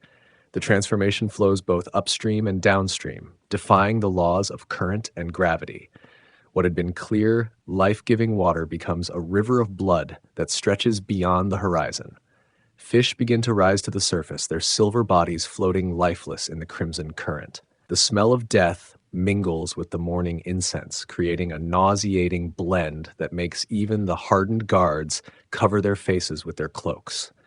Egyptian women at the riverbank scream and drop their water jars, watching in horror as the pottery shatters on stone and blood seeps into the cracks. Children flee from water that had been their playground moments before. Fishermen haul in nets filled not with their catch, but with dead fish floating in liquid that looks like the aftermath of battle. The priests behind Pharaoh begin to chant, calling on the gods of Egypt to reverse this abomination. But their voices seem small and hollow against the enormity of what unfolds before them. The river that had been the source of their civilization's power now runs with the substance of death itself. Pharaoh's face remains a mask of controlled fury, but his knuckles whiten where he grips the ceremonial staff of his office. Your tricks grow more elaborate, he calls to Moses, though his voice lacks its earlier confidence. But Egypt's wise men know greater mysteries than this. As if summoned by his words, the court magicians appear. They carry bowls of water drawn from palace cisterns, water stored before the plague began. With great ceremony, they pour the clear liquid onto the ground and speak their incantations over it. The water turns red, not as quickly or completely as the Nile's transformation, but red nonetheless. The magicians raise their hands in triumph, proclaiming that Egypt's gods can match any wonder performed by foreign deities. But their celebration rings hollow. They can turn small amounts of water to blood, but they cannot reverse what has been done to the mighty Nile. Their power creates more devastation, but offers no solution to the crisis that now grips their land. For 7 days, the Nile runs red. 7 days without fresh water from the river that is Egypt's lifeline. The people dig desperately along the riverbank, seeking clean groundwater that might seep through soil and sand. Some find relief in these shallow wells, but millions depend on the great river for their daily needs. The stench becomes unbearable. Dead fish pile up along the banks, their decomposing bodies creating a smell that penetrates every corner of the kingdom. The blood-red water cannot be used for drinking, cooking, or washing. Egypt, the most powerful nation on earth, finds itself facing a crisis that strikes at the very foundation of its existence. In the Hebrew settlement of Goshen, however, the wells run clear. The smaller waterways that serve their communities remain untainted. It becomes obvious to all that this plague distinguishes between Egyptian and Hebrew, between oppressor and oppressed. Word spreads through the kingdom like wildfire. The Hebrew god has turned the sacred Nile to blood while protecting his own people. Egyptian citizens begin to whisper questions that would have been unthinkable days before. If their gods are supreme, why do they allow such devastation? If Pharaoh is divine, why does he stand powerless before this Hebrew prophet? Yet when Moses returns to the palace after 7 days requesting audience with the king, Pharaoh's answer remains unchanged. His pride has hardened like clay in the desert sun. He will not acknowledge the power that has humbled his kingdom. He will not release the slaves who built his monuments and filled his storehouses. The first plague ends as suddenly as it began. The Nile's waters clear, returning to their natural color and flow. Life seems to return to normal. but nothing is truly the same. Egypt has tasted vulnerability for the first time in generations. The illusion of invincibility has cracked, and through that crack, doubt begins to seep like water through broken stone. Frogs everywhere. 7 days pass after the Nile returns to its natural flow. The dead fish have been cleared from the banks, though their smell lingers in the humid air like an unwelcome memory. Egyptian life resumes its ancient rhythms. Merchants hawk their wares in crowded markets, scribes record the kingdom's myths on papyrus scrolls, and farmers tend their fields along the fertile delta. But in the palace, tension builds like storm clouds on the horizon. Pharaoh broods on his throne, surrounded by advisors who speak in hushed tones about the strange events that transformed their sacred river. The magicians hover nearby, their confidence shaken, but their loyalty to their king undiminished. Moses stands once again before the golden throne, his presence a reminder of powers beyond Egyptian understanding. The morning light, streaming through high windows, illuminates his weathered face as he delivers the same message that has echoed through these halls before. Thus says the Lord, "Let my people go, that they may serve me. But if you refuse to let them go, behold, I will plague all your territory with frogs." Pharaoh's response comes without hesitation, his voice carrying all the authority of divine kingship. "I will not let Israel go. Your God may command the elements, but Pharaoh commands the destiny of nations." Moses nods, as if he expected no other answer. He turns and walks from the throne room, his footsteps echoing in the vast space. Aaron follows, carrying the staff that has already demonstrated its power over Egypt's most sacred waters.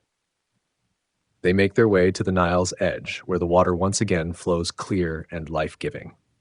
Aaron stretches out his hand over the streams and canals that branch like arteries throughout the kingdom. He speaks no grand words, makes no elaborate gestures. The power that moves through him needs no ceremony. The response begins in the deepest channels of the great river. Small ripples disturb the surface, as if something vast moves in the muddy depths. Then the first frogs appear, not the occasional amphibians that Egyptians have always known, but creatures emerging in numbers that defy counting. They rise from every waterway in the kingdom. The Nile spawns them by the thousands, then by the millions. Streams and irrigation channels bubble with their emergence. Even the smallest pond becomes a breeding ground for multitudes that spill over banks and spread across the land like a green tide. At first, the sight seems almost comical. Frogs are common enough in Egypt, welcomed by farmers as devourers of insects that would otherwise destroy crops. But as their numbers swell beyond all natural proportion, humor gives way to horror. They invade the royal palace first, as if drawn by some instinct to confront the source of their summoning. Through doors and windows they pour, hopping across marble floors with wet, slapping sounds that echo through corridors built for the footsteps of gods and kings.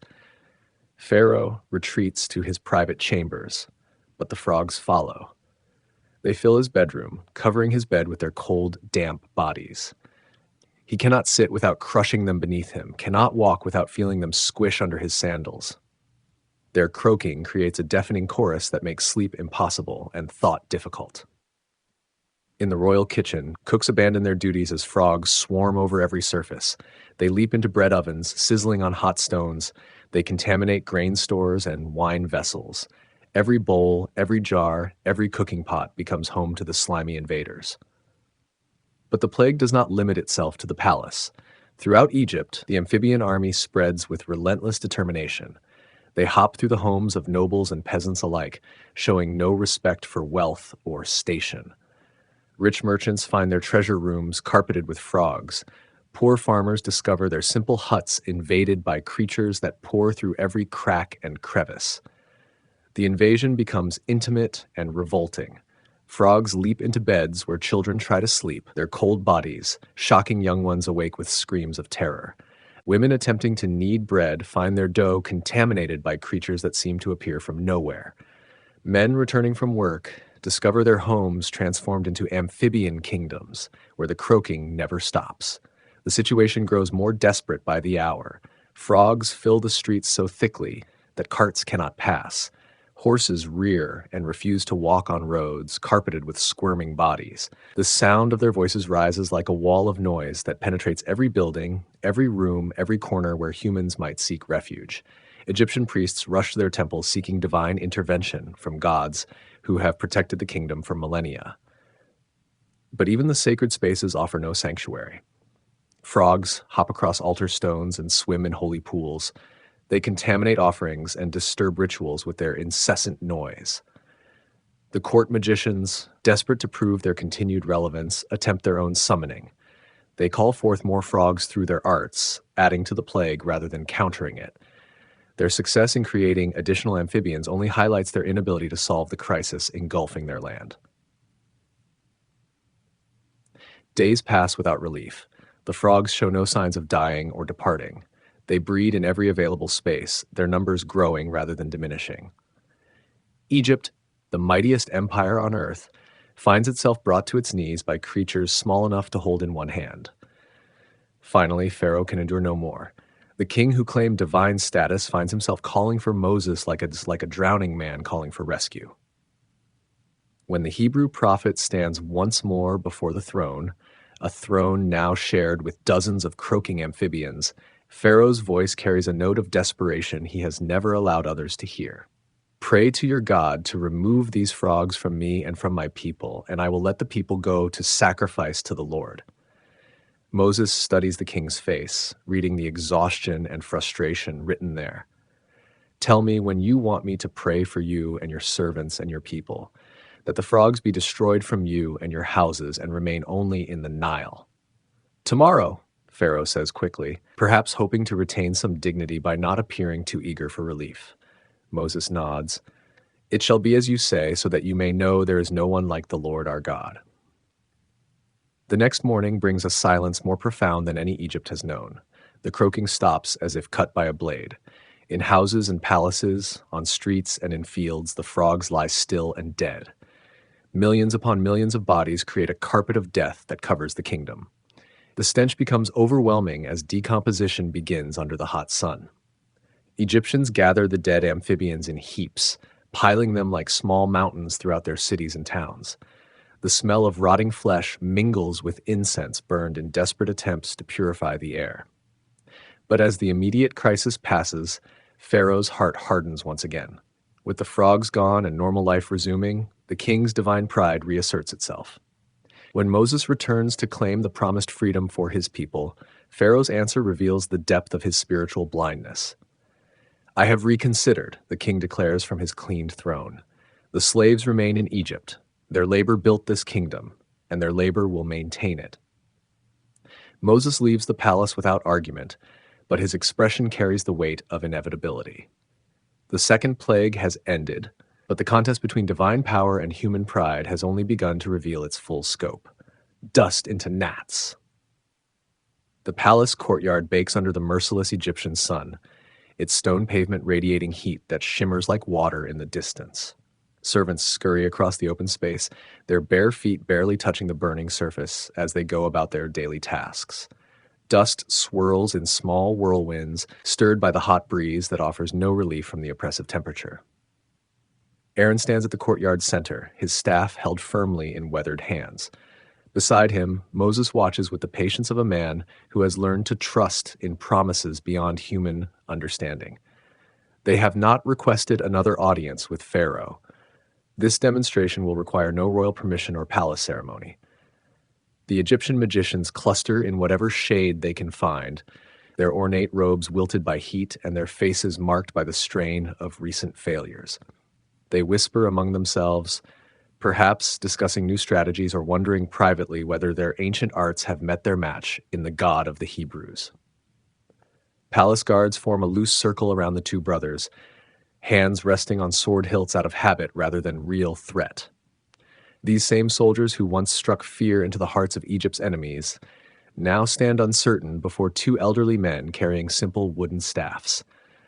Aaron raises his rod and strikes the ground with decisive force. The impact echoes across the courtyard like the crack of thunder, sending small puffs of dust into the air where wood meets stone. For a moment, nothing seems to change. The dust settles back to earth as it always has. following the ancient laws of weight and gravity. Then the transformation begins. Each grain of dust touched by Aaron's staff begins to move with purpose, not blown by wind or scattered by feet, but moving with the deliberate motion of living things. The particles rise from the ground and reshape themselves, growing tiny legs and wings that beat faster than the human eye can follow. Gnats, millions upon millions of gnats, emerging from every speck of dust in the courtyard. They rise in clouds so thick they obscure the sun, creating moving shadows that dance across the hot stone. The air fills with the high-pitched whine of countless tiny wings, a sound that penetrates to the very bones of those who hear it. But this is only the beginning. The plague spreads beyond the palace walls with supernatural speed. Every particle of dust throughout Egypt, in streets and homes, in temples and tombs, in fields and markets, comes alive with the same transforming power. The gnats are not merely annoying insects. They attack with the fury of an army given divine commission. They swarm into eyes and nostrils, making breathing difficult and sight nearly impossible. They crawl into ears, their movement creating maddening sensations that no amount of shaking can dislodge. Egyptian citizens flee indoors, but the gnats follow. They pour through windows and doors, seeping through cracks in walls like living smoke. No barrier can stop creatures so small and so numerous. They invade every private space, turning homes into battlegrounds where humans fight desperately against enemies too tiny to defeat but too numerous to ignore. The wealthy attempt to escape by retreating to their finest rooms, chambers sealed and perfumed to create sanctuary from the outside world. But dust exists everywhere humans have walked, and the gnats emerge from decorative carpets and elegant furniture with the same relentless determination they show in mud brick hovels. Animals suffer alongside their human masters, cattle bellowing in the fields, their eyes and noses tormented by swarms that give no respite.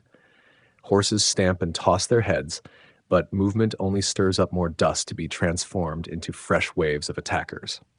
Even the sacred cats of Egypt, beloved and pampered, yowl in distress as gnats penetrate their fur and irritate their sensitive skin. In the palace, Pharaoh retreats to his innermost chambers, but royal walls offer no protection from a plague that makes no distinction between king and commoner.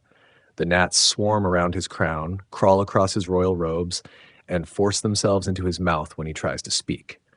The divine king of Egypt finds himself reduced to swatting at insects like any common mortal. His magicians arrive at the palace in defeat before they even attempt their arts. Their robes are disheveled, their usually perfect grooming destroyed by the same swarms that torment everyone else in the kingdom. When they try to duplicate the miracle, calling upon their gods to create gnats from dust, nothing happens. The oldest among them, a man whose knowledge of secret arts spans decades of study, speaks the truth that none of them want to acknowledge. "This is the finger of God," he declares, his voice heavy with the weight of recognition. "We cannot reproduce this power because it comes from a source beyond our understanding." His words hang in the air like an accusation. These men who have served as intermediaries between the gods and mortals, who have claimed mastery over the hidden forces of creation, now admit their helplessness before a power that transforms the very dust of the earth into living torment. The plague continues for days without relief.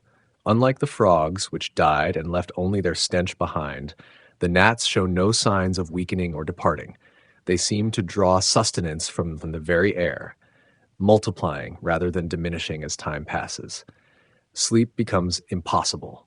The constant buzzing and biting prevent rest, leaving the entire population of Egypt exhausted and irritable. Work comes to a standstill as people cannot focus on tasks while under constant attack. The mighty empire that once conquered nations finds itself paralyzed by insects too small to see clearly. Yet in Goshen, where the Hebrew slaves make their homes, the air remains clear. The same dust that breeds gnats throughout Egypt lies still and lifeless in their settlements. Egyptian overseers who venture into Hebrew territory find instant relief from the plague, only to be reinvaded by gnats the moment they return to Egyptian soil. This distinction becomes impossible to ignore or explain away. The plague clearly recognizes some boundary invisible to human eyes, some divine protection that shields the oppressed while tormenting their oppressors. Even the most ardent defenders of Egyptian supremacy cannot deny what their own eyes witness daily. Pharaoh remains in his palace, isolated by gnats that make public appearances impossible. His kingdom crumbles around him while he swats at insects that seem to mock his claims of divinity. Yet when Moses sends word requesting the freedom of his people, the king's response reveals the depth of his spiritual blindness. The answer comes back through intermediaries, since face-to-face meetings have become impractical. Pharaoh will not relent. The slaves will not be freed. His pride remains stronger than his suffering, his stubbornness more enduring than the plagues that humble his kingdom. The third plague continues its relentless assault, transforming Egypt from a land of order and prosperity into a realm where the smallest creatures of God demonstrate power greater than all the wisdom and magic of the ancient world. Flies' unleashed heat radiates from the palace walls as another Egyptian dawn breaks over a kingdom under siege. The gnats continue their relentless torment, but something new stirs in the air, a different kind of buzzing, deeper and more ominous than the high whine of the tiny insects that have plagued Egypt for days. Moses stands at the entrance to Pharaoh's palace, no longer seeking audience in the throne room. The king has refused to see him, communicating only through messengers who struggle to deliver words while swatting at the gnats that follow them everywhere. The Hebrew prophet's message remains unchanged, delivered now to palace guards whose eyes stream with tears from constant irritation. Thus says the Lord, "Let my people go that they may serve me. But if you will not let my people go, I will send swarms of flies upon you and your servants and your people and your houses." The guards relay the message to their superiors, who carry it deeper into the palace where Pharaoh sits surrounded by smoking braziers meant to drive away the gnats. The king's response comes back through the same chain of reluctant messengers, a response that has become as predictable as the rising of the sun. Egypt will not release its Hebrew slaves. The kingdom that considers itself the greatest on earth will not bow to the demands of a shepherd's god. But this time, Moses adds words that make even the guards pause in their swatting and scratching. "Tomorrow this sign will appear, but the land of Goshen, where my people dwell, will be set apart. No swarms shall be there, so that you may know that I am the Lord in the midst of the earth." The next morning brings a sound that penetrates every corner of Egypt, the roar of countless wings beating in perfect synchronization, not the individual buzzing of single insects, but the collective voice of multitudes moving with shared purpose. The sky darkens as clouds of flies rise from every corner of the kingdom, blotting out the sun with their sheer numbers. These are not ordinary flies. They move in formations like disciplined armies, their mass creating shadows that race across the landscape. Some swarms contain millions of common houseflies, their bodies creating living carpets that shift and flow across buildings and streets. Others consist of biting flies whose attacks leave welts and wounds on every exposed surface of skin. The invasion begins with the palace, as if the flies recognize the source of Egypt's defiance. They pour through windows and doors in torrents of black wings and buzzing bodies. Guards abandon their posts, fleeing from attackers too numerous to fight and too persistent to discourage. In the throne room, Pharaoh attempts to maintain royal dignity while flies crawl across his face and arms. His crown, symbol of divine authority, becomes a landing pad for insects that show no respect for sacred symbols. When he tries to speak, flies enter his mouth. When he waves them away, more take their place instantly. The royal kitchen becomes uninhabitable as flies contaminate every surface. Cooks abandon their duties, leaving meals half prepared as swarms make cooking impossible. Bread rises with flies baked into the dough. Wine jars ferment with the addition of countless tiny bodies. The very air becomes thick enough to chew, saturated with insects that make breathing labored and eating revolting. Throughout Egypt, the plague spreads with devastating thoroughness. Flies fill the streets so densely that visibility drops to mere arm's length. Citizens stumble through their own neighborhoods, unable to see familiar landmarks through the living clouds that surround them. The insects invade homes with the thoroughness of conquering armies. They pour down chimneys and through the smallest cracks, filling rooms from floor to ceiling with their buzzing masses. Families huddle under blankets, trying to create breathing spaces in the suffocating swarms, but the flies penetrate every barrier. Children cry inconsolably as flies crawl into their hair and clothing. Their tears only attract more insects, creating cycles of misery that mothers cannot break, no matter how they try to shield their young ones. Fathers stand helpless, their strength useless against enemies that cannot be fought with conventional weapons. The flies show particular interest in anything sweet or decaying. They swarm over fruit in the markets, making trade impossible. They cluster around waste areas in numbers so thick they form moving hills of black wings and bodies.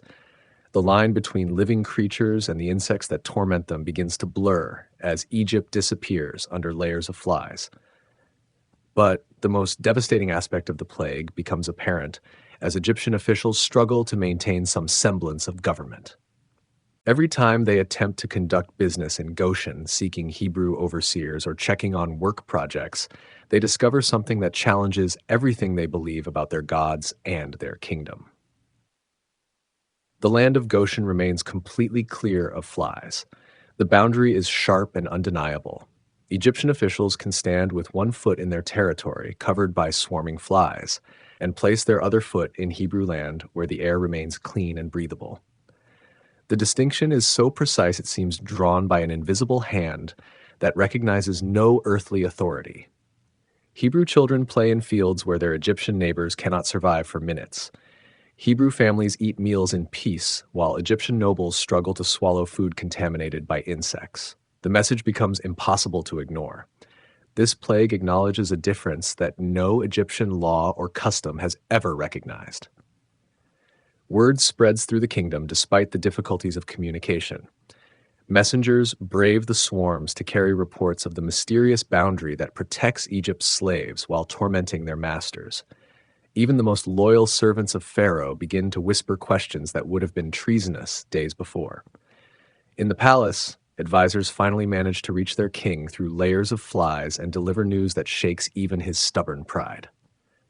The Hebrew settlements remain untouched. Their God protects them while demonstrating power over Egypt that surpasses anything in memory or legend. Pharaoh's magicians, already humbled by their failure to create gnats, do not even attempt to duplicate this plague. They huddle in whatever shelter they can find, their arts proven useless against powers they cannot comprehend or control.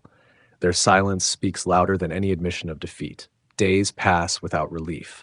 The flies show no signs of departing or dying. Instead, they seem to multiply, feeding on the chaos they create and growing stronger in their dominance over the land that once ruled much of the known world. Finally, Pharaoh's pride cracks under the weight of unending torment. He sends word through the swarms, calling for Moses to come to the palace.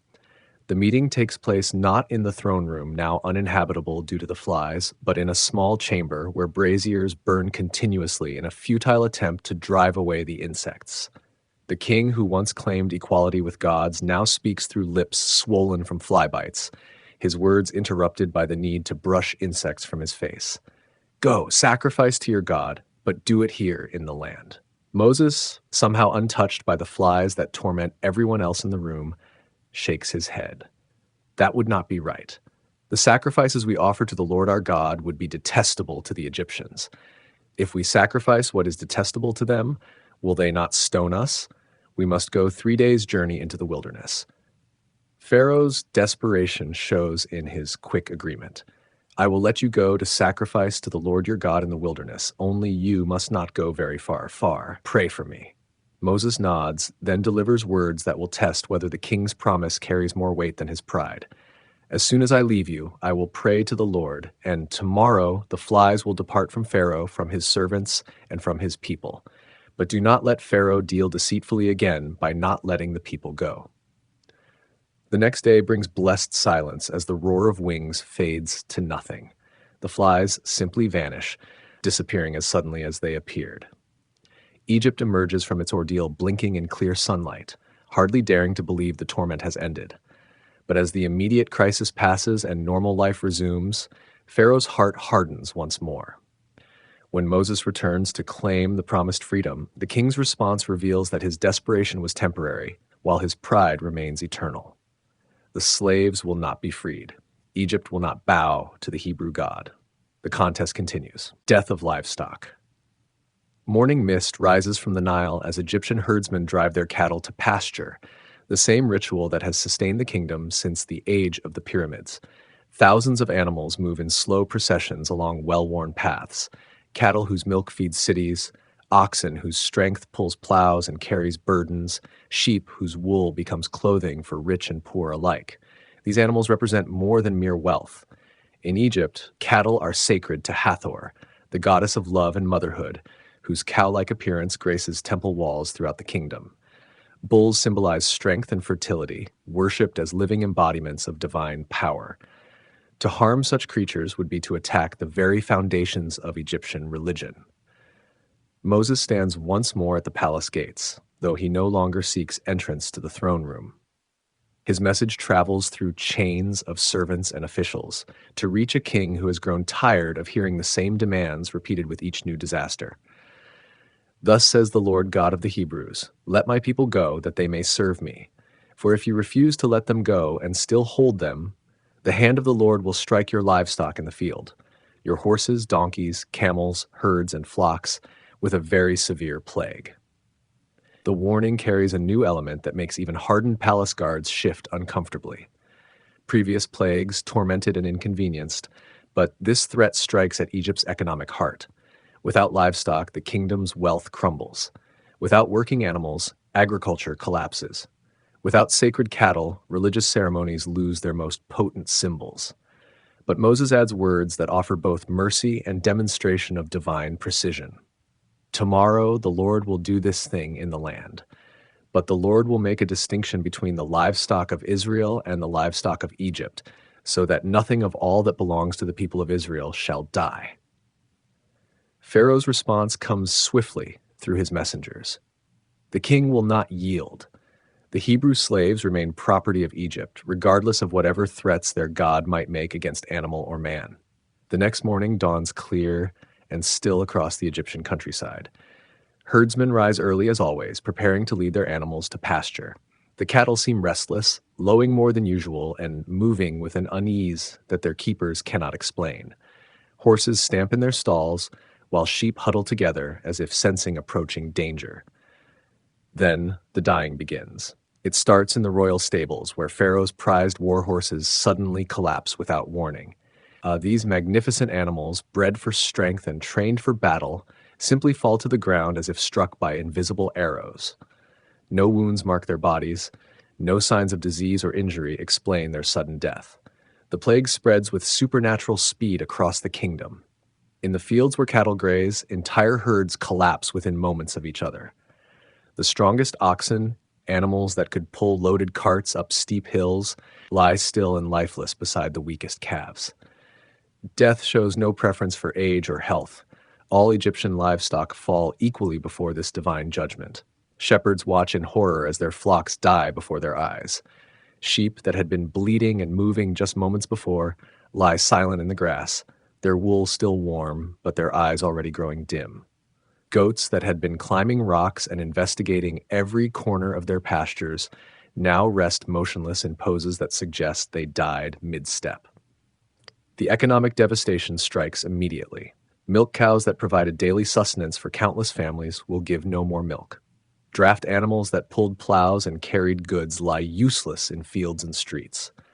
The transportation network that moved goods throughout the kingdom grinds to a halt as horses, donkeys, and camels perish in equal numbers. But the spiritual impact cuts even deeper than economic loss. These are not merely animals, but sacred creatures, living symbols of Egyptian gods. The death of so many cattle represents a direct assault on Hathor, while the loss of bulls challenges the power of Apis, the sacred bull of Memphis. Egypt's gods seem powerless to protect their own earthly representatives.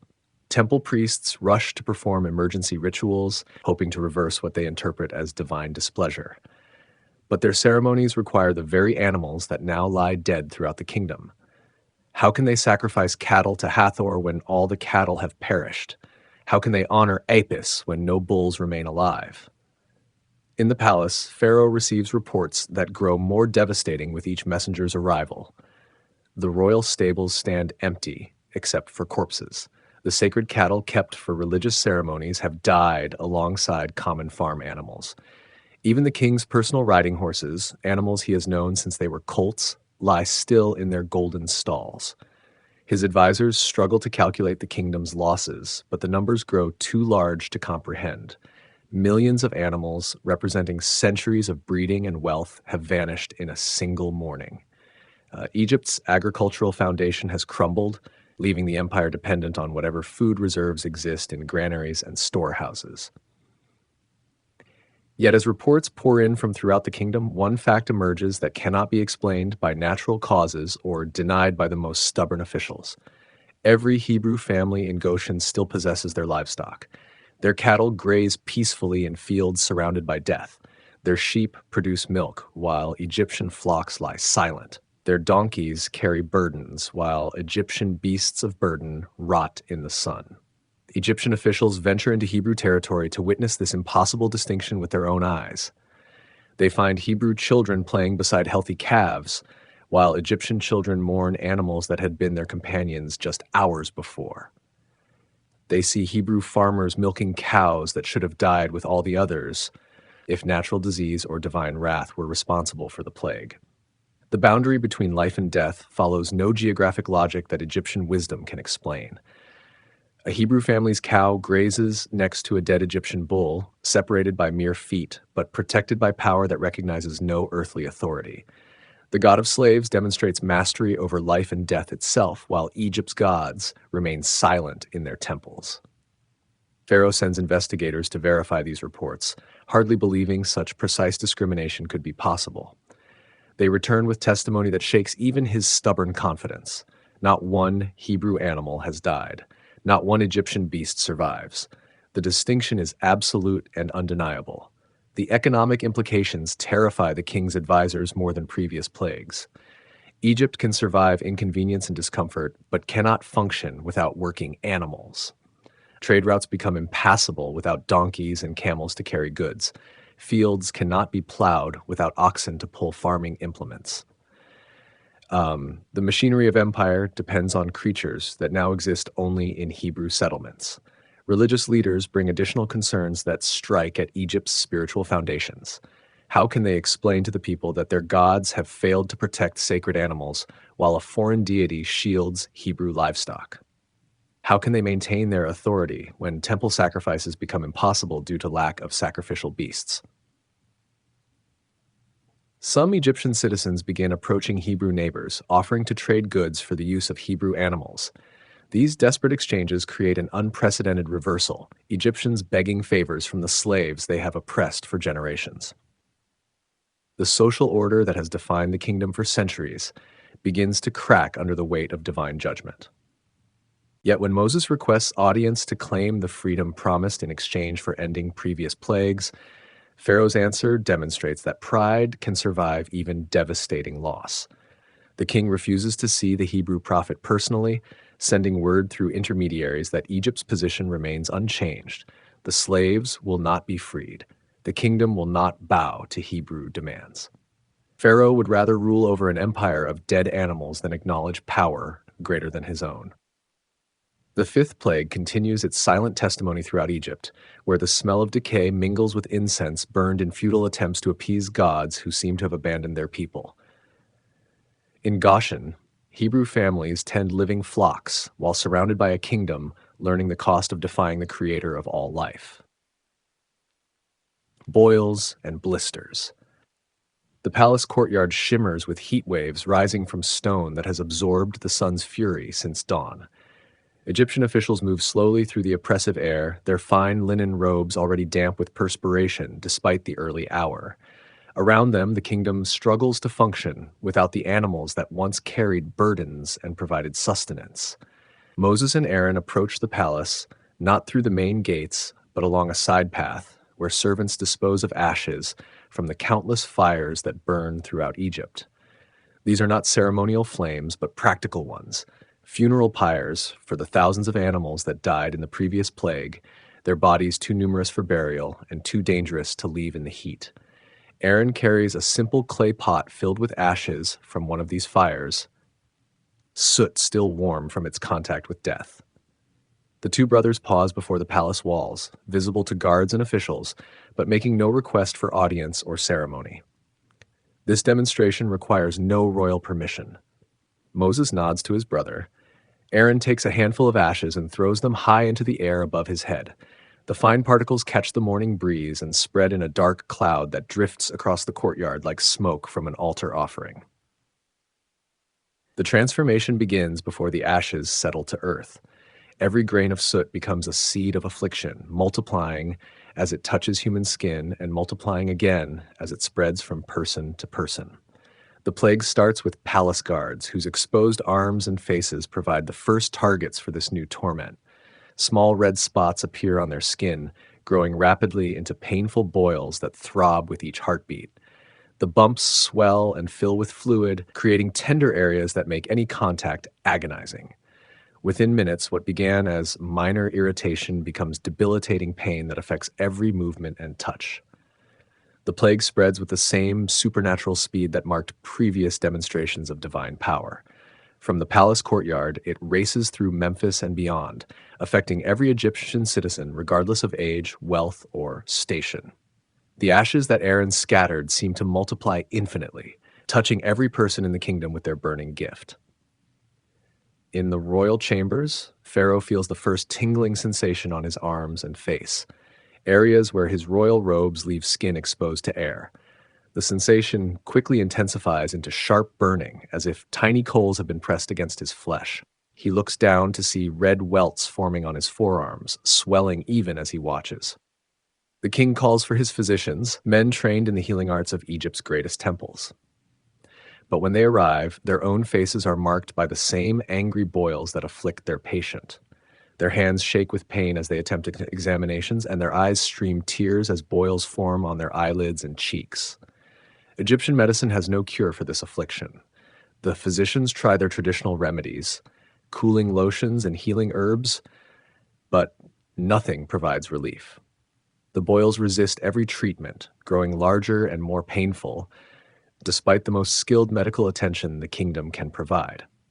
Throughout Egypt, normal life becomes impossible as the plague affects everyone equally. Rich merchants find themselves unable to conduct business when handshakes become agony and concentration impossible through constant pain.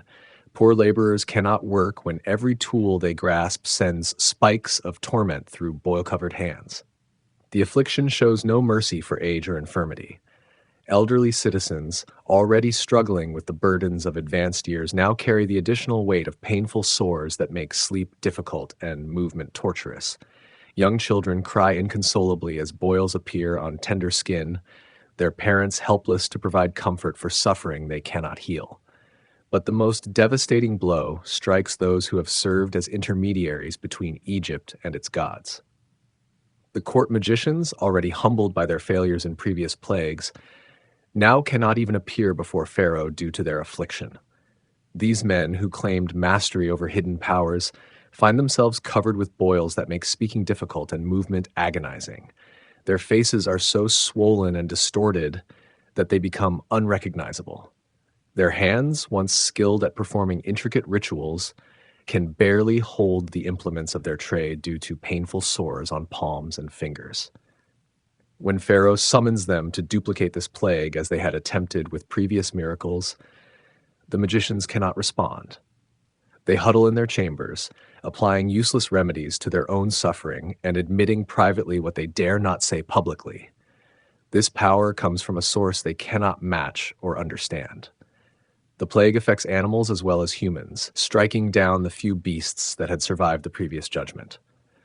Dogs that had escaped death now suffer with their masters, whimpering as boils appear beneath their fur. Even the sacred cats of Egypt, beloved and pampered, yowl in distress as painful sores make their normally graceful movements clumsy and difficult. Yet once again, the affliction recognizes a boundary invisible to human understanding. Hebrew families in Goshen remain completely untouched by the plague that torments their Egyptian neighbors.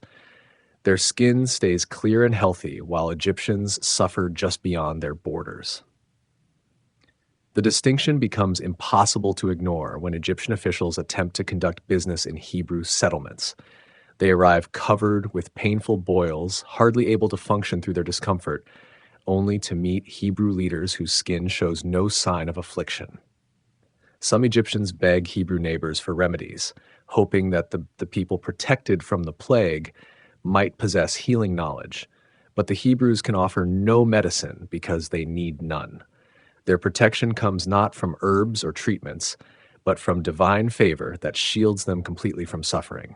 The social implications prove as troubling as the physical torment. How can Egyptian overseers maintain authority over Hebrew slaves when the slaves remain healthy while their masters suffer constant pain? How can a people claim divine blessing when their gods allow such comprehensive affliction while protecting their enemies? Religious ceremonies become impossible to perform properly.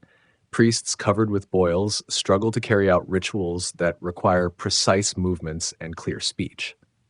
Temple attendance drops as worshippers find travel and extended standing too painful to endure. Egypt's spiritual life, like its economic foundation, begins to crumble under divine judgment. In the palace, Pharaoh sits on his throne wearing loose robes that minimize contact with boil-covered skin. He cannot lean back without pain, cannot gesture without discomfort, cannot maintain the composed dignity that royal appearance demands. Yet his response to this newest plague reveals that physical suffering has not touched the spiritual pride that drives his defiance. When word reaches him that Moses seeks audience to discuss the release of Hebrew slaves, Pharaoh's answer comes through pain-filled lips, but with undiminished stubbornness. The king will not yield, the people will not be released. Egypt will endure whatever torment necessary rather than bow to Hebrew demands. The sixth plague continues its burning testimony throughout the kingdom, marking every Egyptian citizen with visible proof of their God's power, while leaving Hebrew skin unmarked and healthy. In palace and hovel alike, boils serve as constant reminders that the God of slaves wields authority over the bodies of kings. Hail and fire. Dark clouds gather on Egypt's horizon like an advancing army, their edges lit by flashes of lightning that illuminate their massive forms. The sky, usually a brilliant blue dome over the fertile delta, now churns with storm systems that seem to pulse with supernatural energy. Thunder rolls across the landscape in waves, each crash louder than the last. Moses stands at the palace gates one final time, his weathered face turned upward toward the approaching tempest. Behind him, Aaron waits with the staff that has already demonstrated power beyond Egyptian understanding. Before them, palace guards shift nervously as the wind picks up, carrying the scent of rain and something else, something that makes the air itself seem alive with potential. The message Moses delivers carries a weight different from previous warnings. His voice cuts through the rising wind with words that make even hardened soldiers pause in their duties. Thus says the Lord God of the Hebrews, "This time I will send all my plagues against you, your officials and your people, so you may know that there is no one like me in all the earth. For by now I could have stretched out my hand and struck you and your people with pestilence, and you would have been cut off from the earth. But for this purpose I have raised you up, to show you my power, so that my name may be declared throughout all the earth." The words carry an ominous finality, as if the patience of divine mercy has reached its limit. But Moses continues, offering one last opportunity for wisdom to triumph over pride. "Tomorrow, about this time, I will cause very heavy hail to fall, such as never has been in Egypt from the day it was founded until now. Now therefore send, get your livestock, and all that you have in the field into safe shelter, for every man and beast that is in the field and is not brought home will be struck by the hail and die." For the first time since the plagues began, some Egyptians listen. Word spreads quickly through the kingdom as servants carry the warning to masters already suffering from boils and previous afflictions. A division appears among Egypt's people. Those who have learned to fear the Hebrew God begin preparing for the promised storm, while others dismiss the warning as empty threats. Some officials, their faces still marked by painful sores, rush to bring their remaining animals to shelter. They drive sheep and goats into whatever buildings can provide protection, knowing that livestock represents their only remaining wealth after the previous plague destroyed so much. These are practical men who have watched divine power demonstrate itself repeatedly and choose survival over skepticism. But others, loyal to Pharaoh's defiance or simply too proud to show fear of slave religion, leave their animals in the fields. They mock those who scramble for shelter, claiming that Egyptian gods will protect what belongs to Egypt's faithful servants. The next morning arrives with an unusual stillness, as if the entire kingdom holds its breath. The dark clouds have massed during the night, creating a ceiling of black storm systems that blot out the sun and cast Egypt into premature twilight. Lightning flickers constantly within the cloud masses, but no thunder follows, only an ominous silence that makes the air heavy and difficult to breathe. Moses lifts his staff toward the brooding response comes immediately, as if heaven has been waiting for this signal to unleash its fury upon the land below. The hail begins not as ordinary ice, but as chunks of frozen destruction that fall with supernatural force. These are not small pellets that sting and annoy, but massive stones of ice that crash to earth with the impact of thrown rocks. Some pieces measure larger than a man's fist, striking the ground with sounds like breaking pottery or splintering wood. But the hail alone would not create the devastation that follows. Mixed with the ice comes fire, not lightning in any natural sense, but flames that seem to burn within the falling stones themselves. Fire and ice fall together in a display that defies every law of nature that Egyptian wisdom has ever discovered. The combination proves deadly beyond imagination. Hailstones shatter bones, while the fire that accompanies them burns flesh and ignites whatever they strike. Trees burst into flame as burning ice crashes through their branches. Buildings catch fire from impacts that should only have caused structural damage. In the fields, the destruction becomes complete and terrible. Every plant still growing after previous plagues is beaten to the ground by hail and then burned by supernatural fire. Grain crops that might have survived to provide some food for the kingdom are destroyed in minutes, leaving nothing but charred stubble and smoking earth. Animals caught in the open die quickly under the assault. The few cattle that had survived previous plagues, those belonging to Egyptians who had sheltered them during the livestock plague, now perish under stones of ice that fall with the force of hammers. Their bodies lie scattered across fields that burn even as hail continues to fall. But the most heartbreaking casualties are human. Egyptians caught away from shelter when the storm begins have no protection against hail that falls with deadly force. Some die instantly when large stones strike their heads or chests.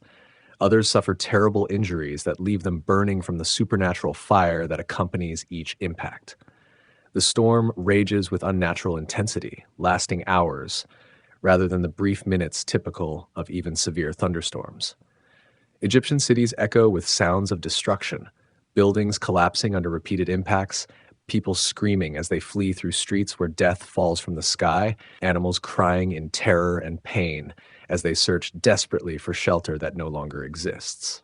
In the palace, Pharaoh huddles in an inner chamber while hail pounds against stone walls, thick enough to withstand normal weather, but not immune to this supernatural assault.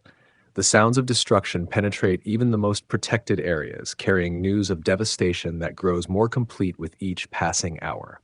His remaining advisors, those not killed or injured in the storm, bring reports that stagger even the stubborn king. Egypt's agricultural foundation has been completely destroyed. Every tree has been stripped bare or burned to ash. Every crop has been beaten into the ground and consumed by fire. The kingdom faces famine on a scale that threatens the survival of the empire itself. Yet, as reports arrive from throughout Egypt, one fact emerges that cannot be explained by natural causes. The land of Goshen remains untouched by the storm. Hebrew families watch from their doorways as hail and fire destroy Egyptian territory just beyond their borders, but not a single stone falls on Hebrew land. The boundary between destruction and safety follows no geographic logic. Egyptian officials can stand at the edge of Hebrew territory and watch hail fall on their side while Hebrew children play safely just steps away. The storm recognizes some authority higher than wind patterns or natural law. When the tempest finally ends, Egypt emerges to survey devastation unlike anything in the kingdom's long history. Cities lie partially in ruins. Fields stretch bare and black to the horizon. The smell of smoke and death hangs over a land that had been the envy of the ancient world just months before. Pharaoh, surveying the destruction from his damaged palace, finally seems to grasp the magnitude of power arrayed against his kingdom. For the first time since the plagues began, he sends for Moses, not in anger or defiance, but with something approaching desperation. When the Hebrew prophet arrives, the king's words carry a note of admission that would have been unthinkable days before. I have sinned this time. The Lord is righteous, and I and my people are wicked. Plead with the Lord, for there has been enough of God's thunder and hail. I will let you go, and you shall stay no longer. Moses studies the king's face, reading the exhaustion and genuine fear written there. As soon as I go out of the city, I will stretch out my hands to the Lord. The thunder will cease, and there will be no more hail, so that you may know that the earth is the Lord's. But as for you and your servants, I know that you do not yet fear the Lord God. The storm ends as suddenly as it began. Thunder ceases, clouds disperse, and sunlight breaks through to illuminate a kingdom transformed by divine judgment. But even as Egyptians emerge to begin the overwhelming task of rebuilding their shattered land, Moses' words prove prophetic. As the immediate crisis passes and the full extent of destruction becomes clear, Pharaoh's heart hardens once more. The fear that drove him to plead for relief fades as survival instincts return. When Moses comes to claim the freedom promised in exchange for ending the plague, the king's response reveals that terror was temporary, while pride remains eternal. Egypt will keep its Hebrew slaves. The kingdom will not yield to foreign gods. Despite devastation that has reduced the mightiest empire on earth to smoking ruins, Pharaoh's answer remains unchanged. Warning before the storm. In the aftermath of hail and fire, Egypt resembles a battlefield more than the prosperous kingdom it had been just months before. Smoke still rises from burned fields where nothing grows except charred stubble. Buildings throughout the land show scars from hailstones that fell with supernatural force. Their walls cracked and roofs partially collapsed. Egyptian citizens move through their damaged cities like survivors of a great war, picking through debris and trying to salvage what remains of their former lives. Markets that once bustled with trade now stand nearly empty, their goods destroyed, and their customers focused on basic survival rather than commerce. Yet in this landscape of devastation, small signs of hope begin to appear. Some crops had been spared from the worst destruction, specifically those planted later in the season. Wheat and spelt, which had not yet emerged from the ground when the hailstorm struck, now send up green shoots that promise at least some harvest in the months ahead. It is not much, but for a kingdom facing starvation, any food represents the difference between survival and collapse. Moses walks through the damaged streets of Memphis, observing both the destruction and the tentative recovery. His presence draws attention from Egyptians who have learned to associate his appearances with divine judgment, but their reactions now show more wariness than hostility. These people have seen too much to dismiss the Hebrew prophet as a harmless fanatic. He makes his way not to the palace. Pharaoh has refused all audiences since the hailstorm ended, but to the public spaces where common citizens gather to discuss their situation and make plans for rebuilding. His message today carries a different tone, not the sharp warning of immediate judgment, but something more complex, an offer of choice. Thus says the Lord God of the Hebrews, Moses begins, his voice carrying clearly across the crowd that has gathered. Tomorrow I will bring locusts into your territory. They will cover the face of the land so that no one can see the earth. They will eat what little you have left after the hail, including every tree that grows in your fields.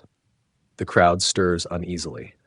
After 7 plagues, they know better than to dismiss such warnings as empty threats. But Moses continues with words that make some among them lean forward with sudden interest. They will fill your houses and the houses of all your servants and all the Egyptians, something that neither your fathers nor your grandfathers have seen from the day they came on earth to this day. Then he pauses, allowing the weight of this warning to settle over his listeners before delivering the words that transform warning into opportunity. But know this, there is still time to choose wisdom over pride. Those among you who have learned to fear the Lord God may find mercy if they seek it honestly. The division between Egyptian and Hebrew need not be the only distinction that matters when judgment falls. These words spread through Egypt faster than any previous message, carried by people desperate for hope in their devastated kingdom. For the first time since the plagues began, some Egyptians begin to consider possibilities beyond stubborn resistance to Hebrew demands. In palace councils, Pharaoh's advisors debate with unprecedented boldness. The kingdom cannot survive another plague of the magnitude they have witnessed. Egypt's agricultural foundation has already been destroyed once. A second devastation would mean famine and economic collapse that could end their empire permanently. The most senior advisor, a man whose wisdom has guided royal policy for decades, finally speaks words that would have been treasonous months before. How long shall this man be a snare to us? Let the men go, that they may serve the Lord their God. Do you not yet understand that Egypt is ruined? His words hang in the air like an accusation. Around the council table, men who have served Pharaoh faithfully for years nod in agreement. They have watched their kingdom reduced from the mightiest empire on earth to a devastated wasteland where survival has become the primary concern of government. But Pharaoh's response reveals the depth of his spiritual blindness. Even surrounded by evidence of divine power and facing advisors who counsel surrender, the king clings to pride that has become more important to him than the welfare of his people. "Bring Moses and Aaron back to me," he commands finally, but his tone suggests calculation rather than capitulation. When the Hebrew leaders stand once more before the golden throne, now tarnished and damaged from recent disasters, Pharaoh attempts to negotiate from a position of weakness while maintaining the illusion of strength. "Go, serve the Lord your God," he says, his words carrying the weight of hard-won acceptance. "But tell me, who exactly will be going?" Moses responds with the clarity of a man who has learned not to trust partial promises from royal lips. "We will go with our young and our old. We will go with our sons and daughters and with our flocks and herds, for we must hold a feast to the Lord." The king's reaction reveals that his apparent surrender was merely another attempt to minimize the cost of divine judgment. "The Lord be with you, if ever I let you and your little ones go. Look, you have some evil purpose in mind. No, go, the men among you, and serve the Lord, for that is what you're asking for." With these words, Pharaoh reveals his fundamental misunderstanding of what God requires. He imagines he can negotiate with divine authority the way he bargains with earthly rulers, offering partial compliance in exchange for reduced demands. But the God who controls hail and fire does not accept half measures from those who claim authority over his people. Moses and Aaron are driven from the palace by guards acting on royal command, but their departure carries no sense of defeat. They have delivered the warning that divine mercy requires. They have offered Egypt's people a choice between wisdom and continued rebellion. What follows will demonstrate once more that human pride cannot withstand the purposes of heaven. In the streets of Egyptian cities, word spreads quickly about the coming plague and the exchange in Pharaoh's court. Some citizens begin making preparations based on previous experience with divine judgments. They secure what food they can find, knowing that tomorrow may bring destruction that makes current shortages seem minor by comparison. Others, influenced by their king's continued defiance or unable to imagine devastation worse than what they have already experienced, make no special preparations. They have survived 7 plagues, they reason, and Egypt's gods will surely intervene before total destruction falls upon their ancient land. But a growing number of Egyptians begin seeking out Hebrew neighbors with questions that would have been unthinkable when the plagues began. They ask about the Hebrew gods' requirements, wondering whether protection might be available to those willing to acknowledge his authority. These conversations, conducted quietly and often secretly, represent the first cracks in the religious certainty that has defined Egyptian culture for centuries. As the sun sets over a damaged kingdom, the stage is set for the 8th demonstration of divine power. Egypt has been warned, its people offered a choice, and its king given one more opportunity to choose wisdom over pride.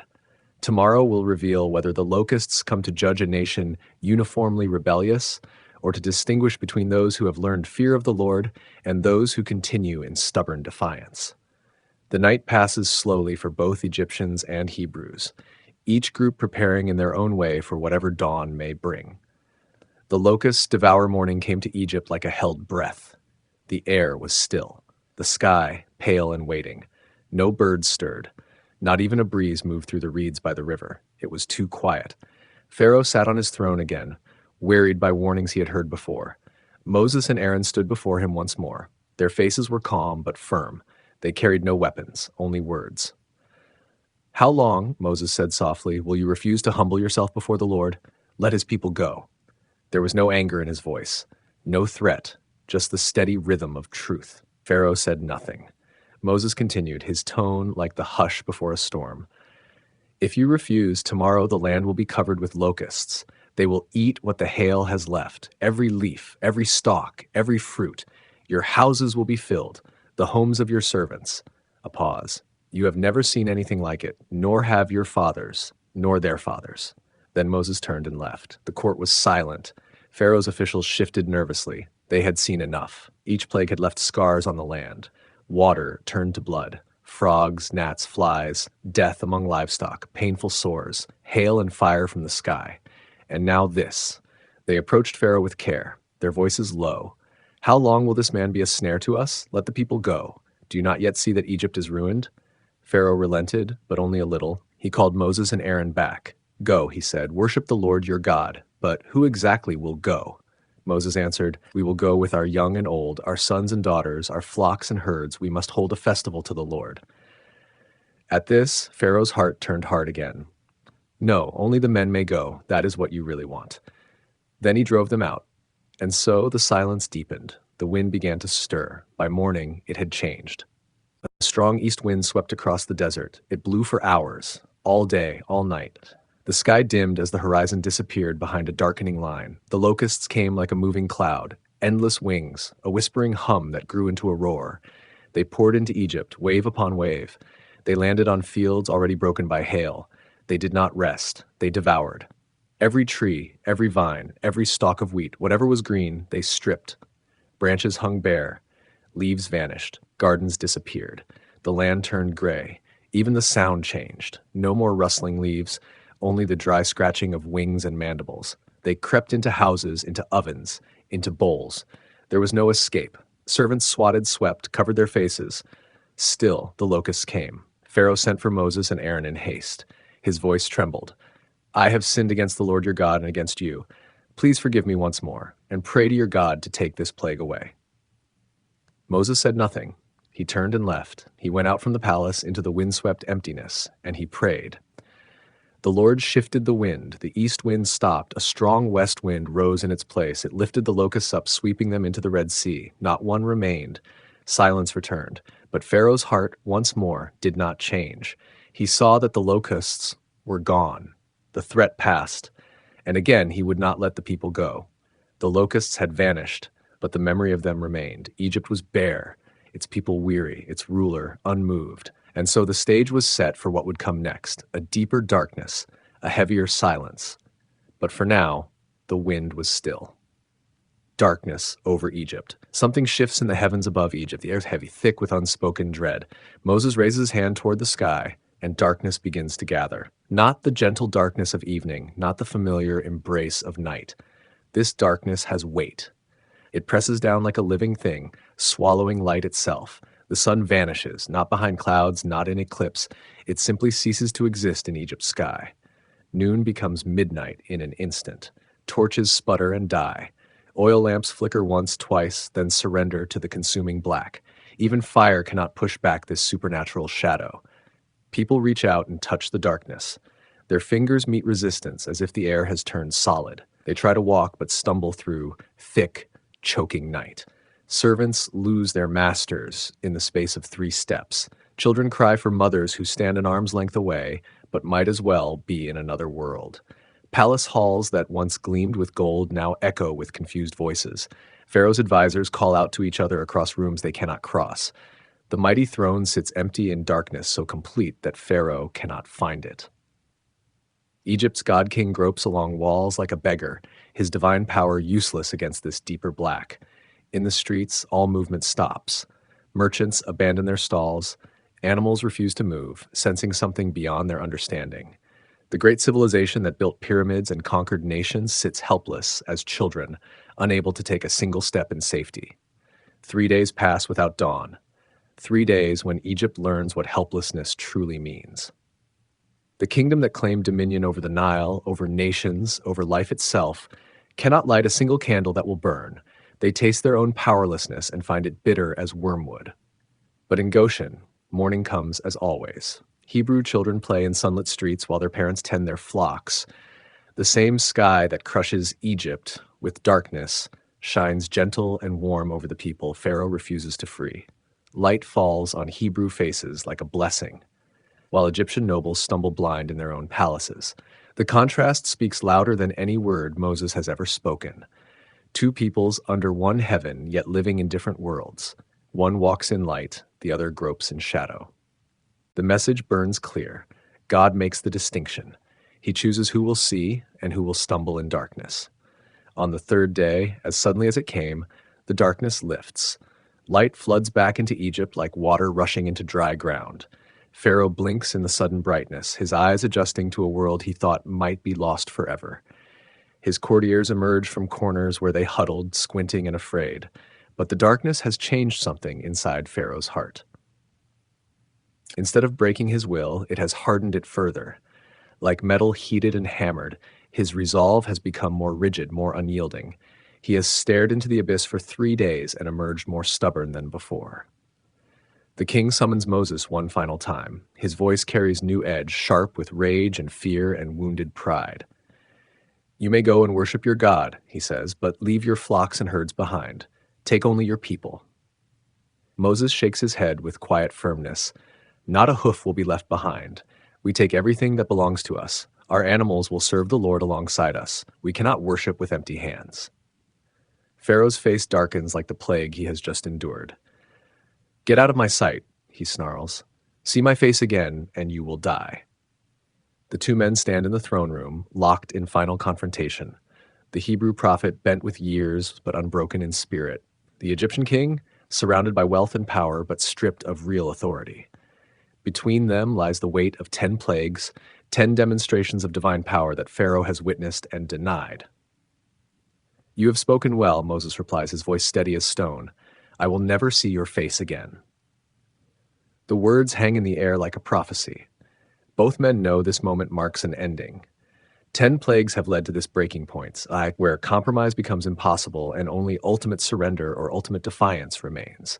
Pharaoh has chosen his path.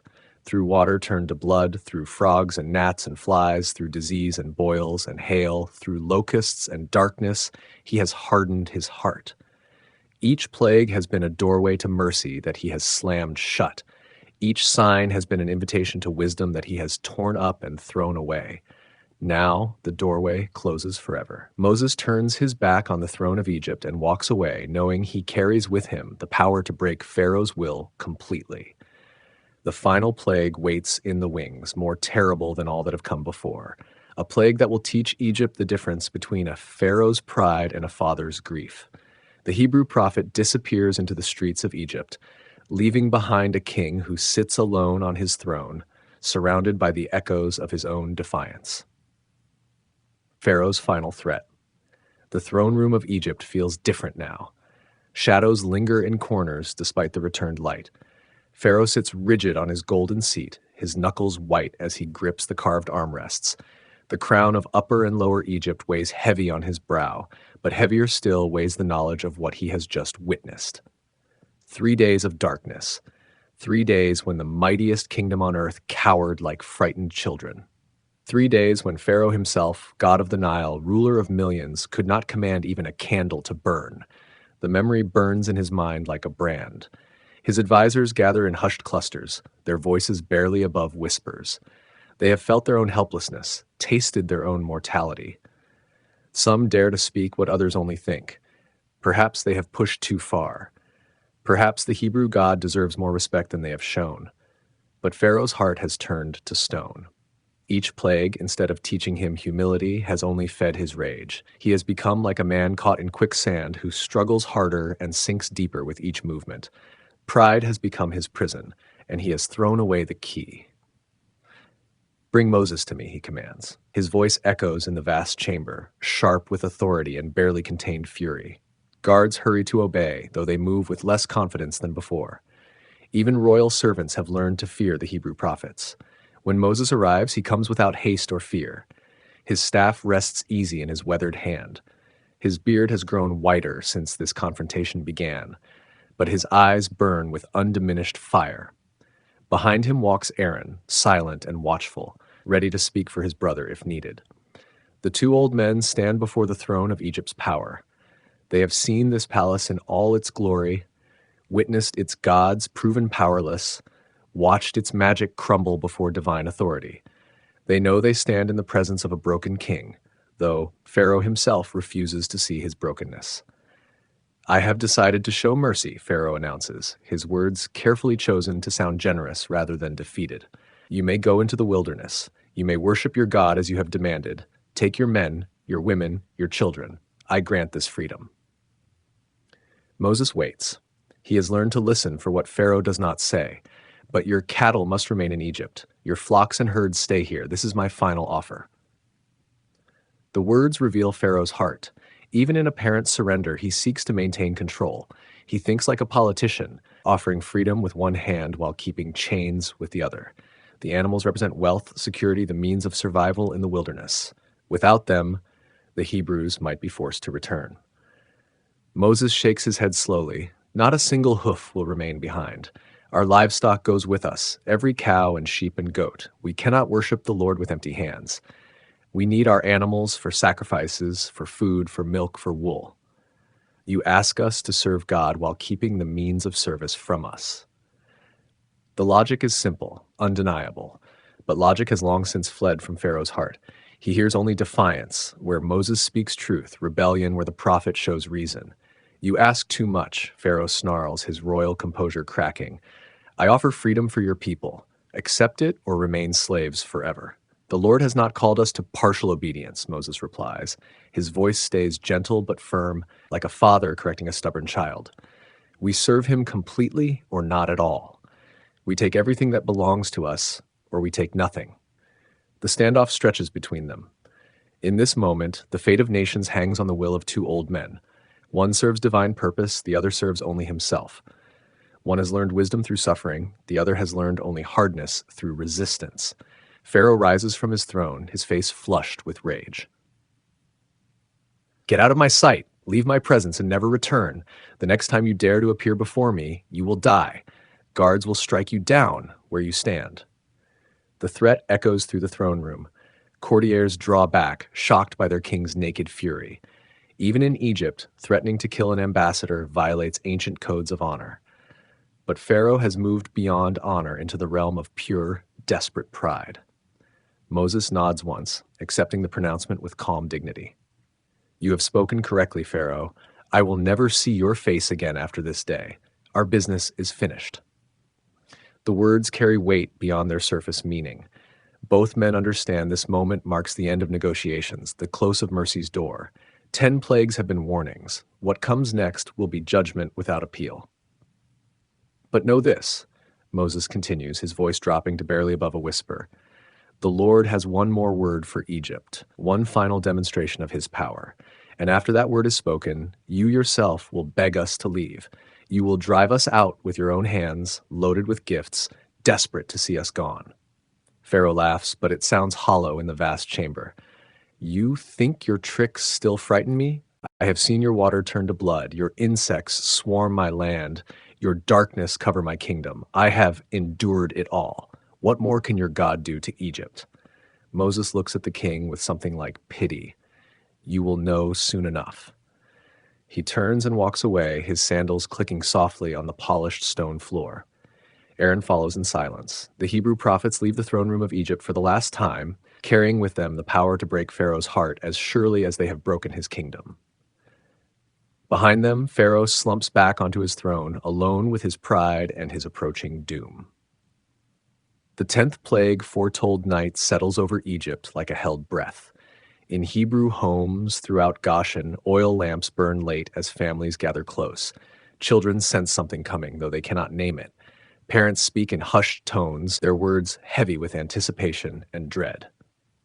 Moses stands before the elders of Israel in a simple mud brick house. The great confronter of Pharaoh looks tired tonight, weighted down by knowledge no man should have to carry. His hands rest on his staff, but even that symbol of divine power cannot ease the burden of what he must announce. The Lord has spoken his final word concerning Egypt. Moses begins, his voice soft but carrying clearly in the stillness. One more plague will come upon Pharaoh and his land. After this he will let us go. Indeed, he will drive us out completely, thrusting us from Egypt as if we carried disease. The elders lean forward. They have witnessed 9 demonstrations of divine power, 9 signs that should have broken any reasonable heart. But Pharaoh's heart has proven beyond reason, harder than the stones of his pyramids, more stubborn than the desert itself. "What manner of plague?" asks one elder, though his voice suggests he fears the answer. Moses closes his eyes as if the words pain him to speak. "At midnight the Lord will pass through Egypt. Every firstborn son will die. From the firstborn of Pharaoh who sits on his throne to the firstborn of the slave girl behind her hand mill, even the firstborn of cattle will not survive." Silence falls like a stone into deep water. The men absorb this pronouncement, understanding its terrible weight. Not the Nile turning red, not swarms of insects, not even supernatural darkness. Death itself will walk through Egypt, selective and final. "But what of us?" whispers another elder. "Will this plague touch Hebrew homes as well?" "The Lord makes a distinction," Moses replies. "Against all the children of Israel, not even a dog will bark. God will show the difference between Egypt and Israel, between those who serve him and those who defy him." An old man with silver beard speaks up, his voice trembling. "How can we be certain? How will death know to pass by our doors?" Moses lifts his head, and in his eyes burns the light of divine instruction. The Lord has given specific commands. Every household must select a lamb, perfect and without blemish. On the 10th day of this month, set it apart. On the 14th day, at twilight, slaughter it. He pauses, making sure each word settles deep in their understanding. "Take the blood of the lamb and paint it on the doorposts and lintel of your house. The blood will be a sign. When the Lord sees the blood, he will pass over that door. Death will not enter where the blood marks protection." The instructions continue, detailed and precise. Roast the lamb with fire. Eat it with unleavened bread and bitter herbs. Consume it quickly, dressed for travel with sandals on feet and staff in hand. Leave nothing until morning. Burn any remnant with fire. "And remember this day forever," Moses commands. "Celebrate it as a festival to the Lord for all generations. It shall be called Passover, because the Lord will pass over your houses when he strikes the land of Egypt." Women begin to weep quietly, not from fear, but from relief mixed with sorrow. Relief that their children will live, sorrow for the Egyptian mothers who will wake to silence. Even in deliverance, they cannot escape the weight of others' grief. Young men ask practical questions. Where will they find perfect lambs? How exactly should the blood be applied? What if someone forgets part of the ritual? Moses answers with patience, knowing that precision in obedience may mean the difference between life and death. "The lamb must be a year-old, male, without spot or blemish," he explains. "Take it from the sheep or from the goats. Examine it carefully. The Lord's protection requires our best, not our leftovers." An elder raises another concern. "What of Egyptian neighbors who have shown us kindness? What of the households that feared the Lord during the hail and saved their servants and cattle? Must they die with the rest?" Moses considers this with the weight it deserves. The Lord judges the heart. Those who truly fear him will find a way to shelter under his protection. But the command comes to Israel first. We must obey completely and trust God's justice for others. As the night deepens, the elders disperse to their families and neighborhoods. Each carries the burden of spreading this final, terrible announcement. By dawn, every Hebrew household will know what comes at midnight and what they must do to survive it. In Egyptian homes, sleep comes uneasily to those who still possess wisdom enough to fear. Some have noticed patterns in the plagues, seen how they escalate from inconvenience to catastrophe. A few wonder if their gods have truly abandoned them. If the Hebrew deity possesses power their priests cannot match or counter. But in the palace, Pharaoh sleeps the sleep of stubborn pride. He has survived 9 plagues and believes himself invincible. His firstborn son rests in chambers nearby, heir to the greatest kingdom on earth, protected by armies and wealth and the divine blood of pharaohs stretching back generations. Neither father nor son suspects that their bloodline, their dynasty, their very lives hang by a thread thinner than spider silk. The destroyer is coming, and all Egypt's power cannot turn him aside. The countdown to midnight has begun. The first Passover dawn breaks gray and solemn over Goshen. Hebrew families wake with purpose burning in their hearts. Today marks the 14th day of the month, the day the Lord has appointed for his final demonstration of power. Today they must prepare for Passover. In every household, preparations begin with selecting the lamb. Fathers and sons walk among their flocks, examining each animal with care that borders on reverence. They search for perfection. No broken bones, no scars, no weakness of any kind. The lamb that will die for their protection must be without blemish. Children watch with wide eyes as their parents choose. A young ewe, snow white and gentle. A ram with clear eyes and steady gait. Each family makes their selection knowing this animal will stand between them and death itself. The lamb will die so they might live. Why must it be perfect, Papa? Asks a small boy, stroking the wool of the chosen animal. His father kneels beside him, voice gentle but serious. Because the Lord deserves our best. When we ask for his protection, we cannot offer him our leftovers or our damaged goods. Perfect protection requires perfect sacrifice. Throughout the day, families tend their chosen lambs with special care. They provide fresh water, green grass, shelter from the sun. Some children name their animals Safs, though mothers discourage this kindness. Better not to grow too attached to what must die at twilight. As afternoon lengthens, men sharpen their knives with unusual attention. The blade must be keen, the cut clean and swift. No unnecessary suffering for the creature whose death purchases their deliverance. Even sacrifice must be performed with mercy. Egyptian neighbors notice the unusual activity but ask few questions. Relations between the peoples have grown strained through months of plagues. Some Egyptians blame the Hebrews for bringing divine wrath upon the land.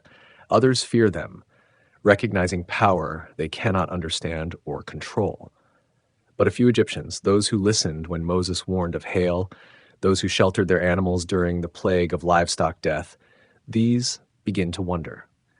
If the Hebrew God protects his people from plagues, might he offer that same protection to others who seek it? An Egyptian family living near Hebrew neighbors approaches nervously.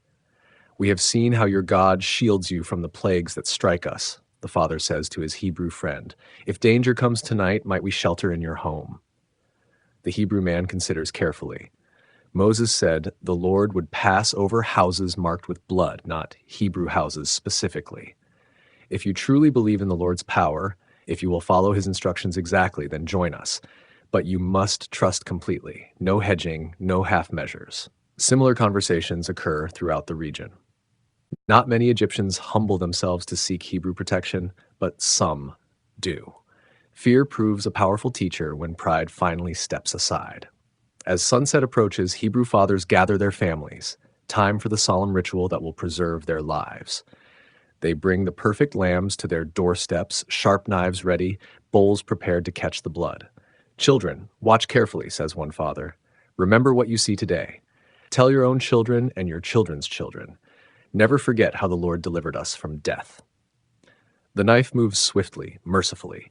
Life flows out in crimson streams, caught carefully in waiting bowls. The lambs die quietly, as if understanding their purpose in God's greater plan.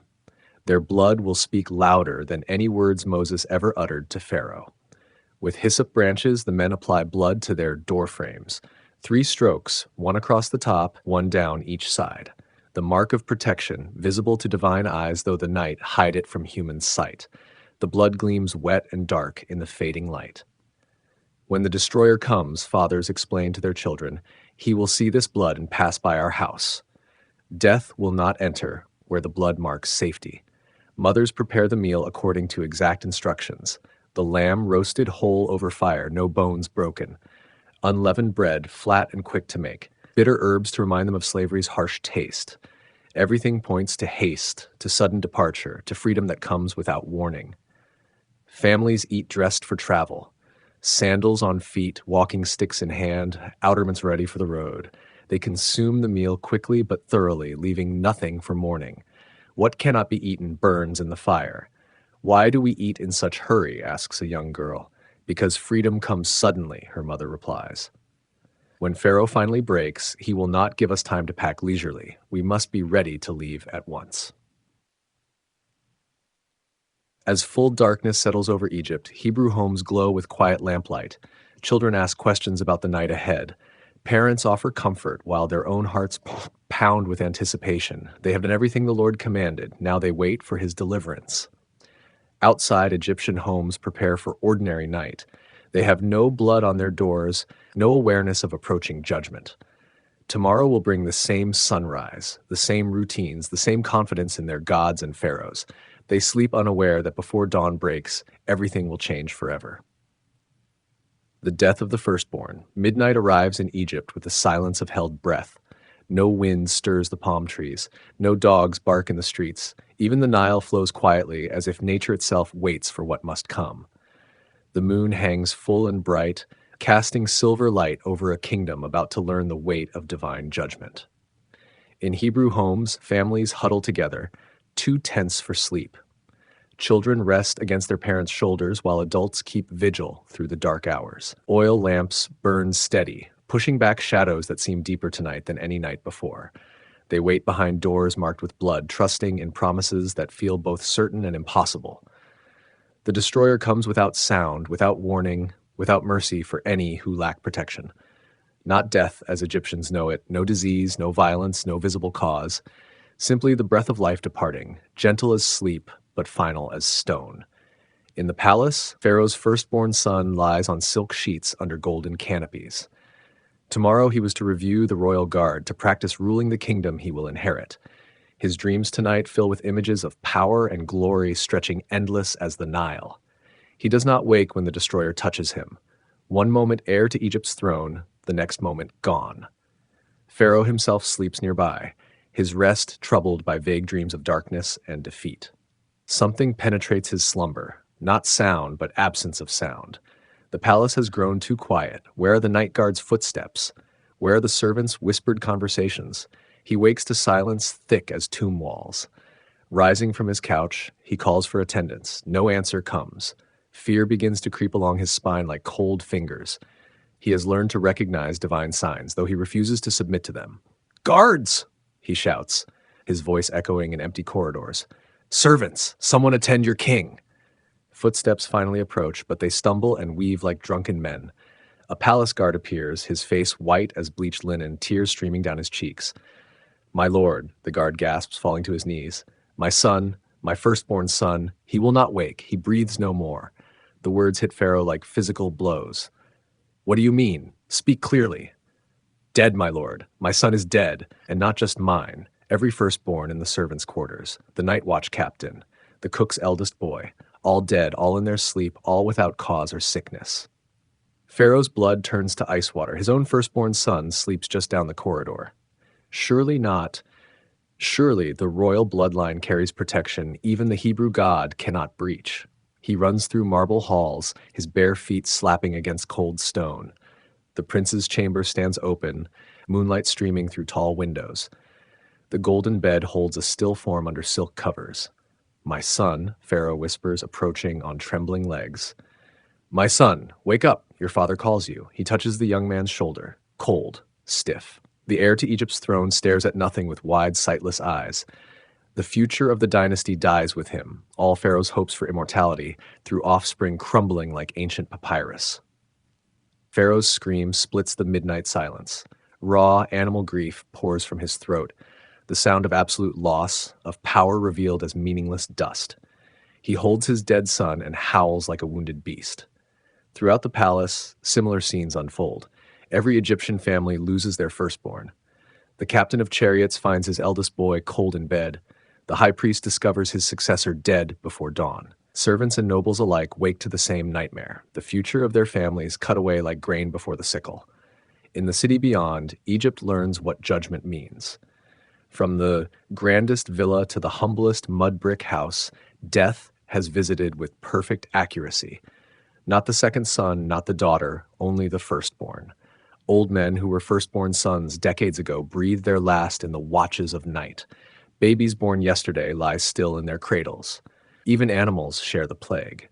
Prize bulls, lead horses, champion rams, all the firstborn of Egypt's herds fall under the same divine sentence. The economic blow strikes as hard as the emotional one. Years of careful breeding, generations of livestock improvement wiped away in a single night. But in Goshen, behind doors marked with lamb's blood, Hebrew families wait safely. Their firstborn sons sleep peacefully. Their babies breathe steady and strong. Not one Hebrew household mourns a loss this night. The destroyer passes over them as promised, seeing the blood and moving on. Some Egyptian families who trusted Hebrew warnings and sheltered behind blood-marked doors also find protection. Their faith, however desperate and last minute, proves sufficient. God honors the blood, regardless of who applies it, so long as they apply it in genuine belief.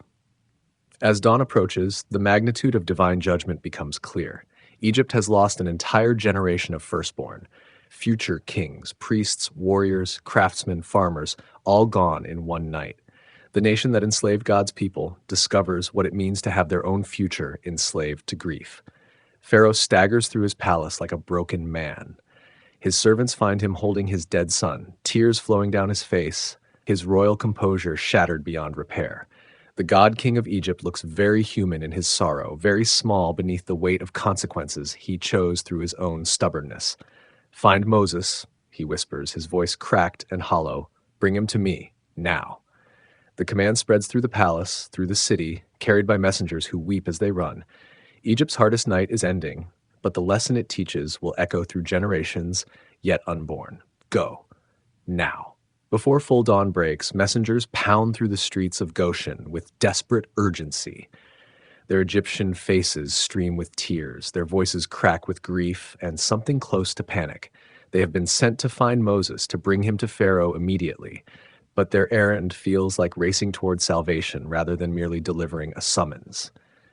Moses waits calmly in his simple dwelling, having risen early for prayer. He knows this moment would come, has prepared for it through long months of confrontation with Egypt's stubborn king. The sounds of Egyptian mourning drift through his windows, wailing that began at midnight and shows no sign of ending. When the royal messengers arrive, they fall to their knees before the Hebrew prophet. Pride, that cornerstone of Egyptian character, has crumbled completely under the weight of one night's loss. "Please," gasps the lead messenger, a man who yesterday would have looked down on Hebrew slaves. "Our Lord Pharaoh begs you to come. He will see you now. He will grant whatever you ask." Moses nods quietly, gathering his staff and outer robe. Aaron joins him along with several Hebrew elders. They walk through streets filled with Egyptian sorrow, past houses where families keen over their dead, past courtyard where animals lie still under funeral shrouds. The palace they enter bears no resemblance to the proud seat of power Moses has visited so many times before. Servants move like sleepwalkers, their faces hollow with shock.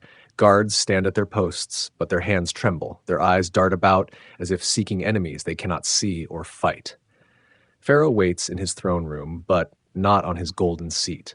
He stands beside it, leaning heavily against its carved arm, looking older than his years. His royal regalia lies scattered on the floor, crown, scepter, the symbols of authority that feel meaningless now. He has learned what Moses tried to teach him. Some powers cannot be resisted by human will. "Moses," Pharaoh's voice comes out cracked and small. "Aaron, you have won." The Hebrew prophets say nothing, waiting for the king to speak what must be spoken clearly. "Go," Pharaoh continues, each word seeming to cost him enormous effort. "Leave Egypt immediately. Take your people, all of them. Take your flocks and herds, every animal that belongs to you. Worship your God as you have demanded. Only leave us in peace." But Moses does not move toward the door. He stands quietly, studying the broken king before him. Experience has taught him to listen for what Pharaoh does not say, to wait for complete surrender rather than partial concessions. "You mean all of us?" Moses asks. "Every Hebrew man, woman, and child? Every cow and sheep and goat?" "Yes," Pharaoh nearly shouts, his composure cracking further. "Everyone, everything. I grant total freedom to every Hebrew in Egypt. Take whatever you claim as yours and go." Still Moses waits. Pharaoh has made such promises before, only to change his mind when the immediate crisis passed. This time must be different. This time the commitment must burn so deep that no cooling of temper can reverse it. "And you will not pursue us," Moses presses. "You will not send your army to bring us back when your grief lessens and your anger returns." Pharaoh's face twists with something between rage and despair. "Pursue you? After what your God has done to us? My son is dead, Moses. My heir, my future, my legacy. Dead because I would not let your people go. Every family in Egypt mourns tonight because of my stubbornness. Why would I invite more judgment?" He pauses, struggling to control his voice. "You were right from the beginning. Your God is mighty beyond my understanding. I should have listened when you first asked. Now it is too late for my son, too late for Egypt's firstborn, but not too late to end this horror." The admission comes hard, each word tearing at Pharaoh's pride. But grief has accomplished what 9 plagues could not. It has broken the king's will completely. "Go now," Pharaoh repeats, his voice dropping to urgent whisper, "before I lose anyone else, before your God decides that even letting you leave is not enough punishment for my rebellion." Moses nods once, accepting the surrender he has worked toward for so long. "We will gather our people and depart immediately. But first, the Lord requires one more thing from Egypt." Pharaoh's eyes widen with fresh fear. "What more? What else can he take from us?" "Not take," Moses clarifies. "Give. Your people will give willingly. Gold and silver, jewelry and fine clothing. The wages they never paid for Hebrew labor, the compensation for generations of slavery. Your citizens will beg us to accept their treasures, eager to see us gone."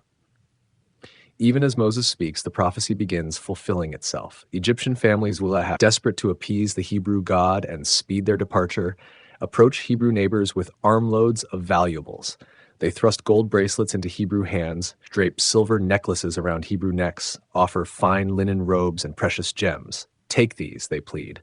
"Take everything we have if it'll make you leave quickly. We cannot bear another night like this one." The irony runs deep as the Nile itself. Egypt, which built its wealth on Hebrew labor, now empties its treasure houses to pay for Hebrew freedom. The slaves leave as rich as their former masters, loaded with compensation for centuries of unpaid toil. Pharaoh watches this exodus of wealth with hollow eyes. His kingdom bleeds gold and silver along with tears, but he makes no move to stop it. The price of his stubbornness has proven far higher than any treasure. "Go," he says one final time, his voice barely audible. "Go quickly, before we all die." Moses turns to leave, then pauses at the throne room entrance. "Remember this day, Pharaoh. Remember what it costs to fight against the Lord God of Israel." The Hebrew prophet walks away, leaving behind a broken king in a shattered kingdom. Egypt's long night of sorrow has ended, but the dawn brings no joy, only the bitter knowledge of opportunities lost and prices paid too late. Outside the palace, the great departure begins, pillar of cloud and fire. The gathering starts before sunrise. Hebrew families emerge from their homes carrying bundles hastily packed but carefully considered. Children clutch toys and treasures, while parents shoulder bags of grain, tools, precious family heirlooms saved through generations of slavery. The streets of Goshen fill with the sound of sandaled feet, bleating sheep, lowing cattle, and voices raised in wonder and disbelief. We are leaving. After 400 years, we are actually leaving Egypt. Moses stands at the edge of the settlement, his staff planted in the sandy ground, watching as his people assemble. 600,000 men, plus women and children, nearly 2 million souls preparing to walk away from the only home most have ever known. The magnitude would overwhelm any human leader, but Moses has learned to lean on strength beyond his own. Aaron moves through the crowd, helping organize the departure. Families grouped together by tribes, each clan gathering around their elders. The Levites tend to the sacred articles they will carry. The children of Judah load their animals with supplies. Every group has its place, its purpose, its part in the great migration. Mixed among the Hebrews walk other people, Egyptians who witnessed 10 plagues and chose to follow the Hebrew God, foreigners who lived in Egypt and saw divine power at work, slaves from other nations who seized this moment to gain their own freedom. Not all who leave Egypt this day carry Hebrew blood, but all carry hope for something better. The wealth of Egypt travels with them. Gold armlets catch the morning sun. Silver cups clink softly in packed bags. Fine Egyptian linen, normally reserved for nobles, now clothes former slaves. The compensation flows like a river, payment for generations of unpaid labor, interest compounded by divine justice. As the vast crowd organizes itself for departure, something extraordinary appears in the sky above them. A pillar of cloud forms, dense and white, unlike any natural formation. It rises from earth toward heaven, substantial as a mountain but light as mist. The people point and whisper, recognizing divine presence in this supernatural guide. "The Lord goes before us," Moses announces, his voice carrying across the multitude. "He will lead us by day with cloud, by night with fire. We will never travel in darkness or uncertainty." The pillar moves slowly eastward, away from the fertile delta toward the wilderness. The people follow, their steps falling into rhythm behind this heavenly guide. Children who have never walked farther than the village well now march toward horizons they cannot imagine. Elderly men and women who thought they would die in slavery now breathe free air with each step. The column stretches for miles. Families with young children travel near the center, protected by stronger groups before and behind. Flocks and herds spread out on both sides, their own cloud of dust mixing with the divine cloud above. The sound rises like distant thunder, hundreds of thousands of feet, hooves, voices, blending into the music of mass migration. Egyptian soldiers watch from a distance but make no move to interfere. Their orders are clear. Let the Hebrews go without hindrance. Speed their departure by any means necessary. The sight of so many people leaving fills some Egyptians with relief, others with unease. What kind of nation loses half its workforce in a single day? As afternoon turns toward evening, the pillar of cloud begins to glow from within. Slowly, gradually, it transforms into a column of fire. Not consuming fire that burns and destroys, but gentle fire that illuminates and warms. The flame reaches from ground to sky, brighter than any torch, more constant than any star. By this supernatural light, the Hebrews continue their journey through the night. No one stumbles in darkness. No child loses sight of their family. The divine fire burns away fear, replacing it with confidence that they travel under heaven's protection. "Papa, why does the fire not burn out?" asks a young boy, walking beside his father's donkey. "Because it is God's fire, not man's fire," his father replies. "It burns as long as he wills it to burn. It lights our way as long as he leads us forward." Old men who remember stories their grandfathers told speak of ancient promises. Abraham had been promised this land they traveled toward. Isaac had been assured his descendants would possess it. Jacob had been given visions of his children's future glory. Now those promises begin their fulfillment, one step at a time across the wilderness. Some people look back toward Egypt as they walk, watching the familiar landmarks disappear behind them. The Great Pyramids shrink to tiny points on the horizon. The green fields of the Nile Delta fade into memory. Everything known and predictable falls away, replaced by vast uncertainty lit only by divine fire. But most keep their eyes forward, following the pillar that never wavers, never hesitates, never leads them astray. They have seen what their God can do to Egypt. Now they will learn what he can do for them in the wilderness. The same power that brought 10 plagues will provide water in dry places, food in barren lands, protection from enemies they have not yet met. The night journey continues under stars that seem brighter here, away from Egyptian cities. Desert air carries sounds farther. The lowing of cattle, the bleating of sheep, the voices of parents calling to children, the songs that begin spontaneously and spread through the walking multitude. Freedom has a sound, they discover. It sounds like sandals on sand, like families talking as they walk, like children laughing despite the strangeness of sleeping under open sky. It sounds like hope given voice, like prayers offered to wind and stars, like the future calling to them from somewhere beyond the pillar of fire. Behind them, Egypt licks its wounds and counts its losses. Ahead lies the unknown, wilderness, promise, destiny written in divine fire against the darkness.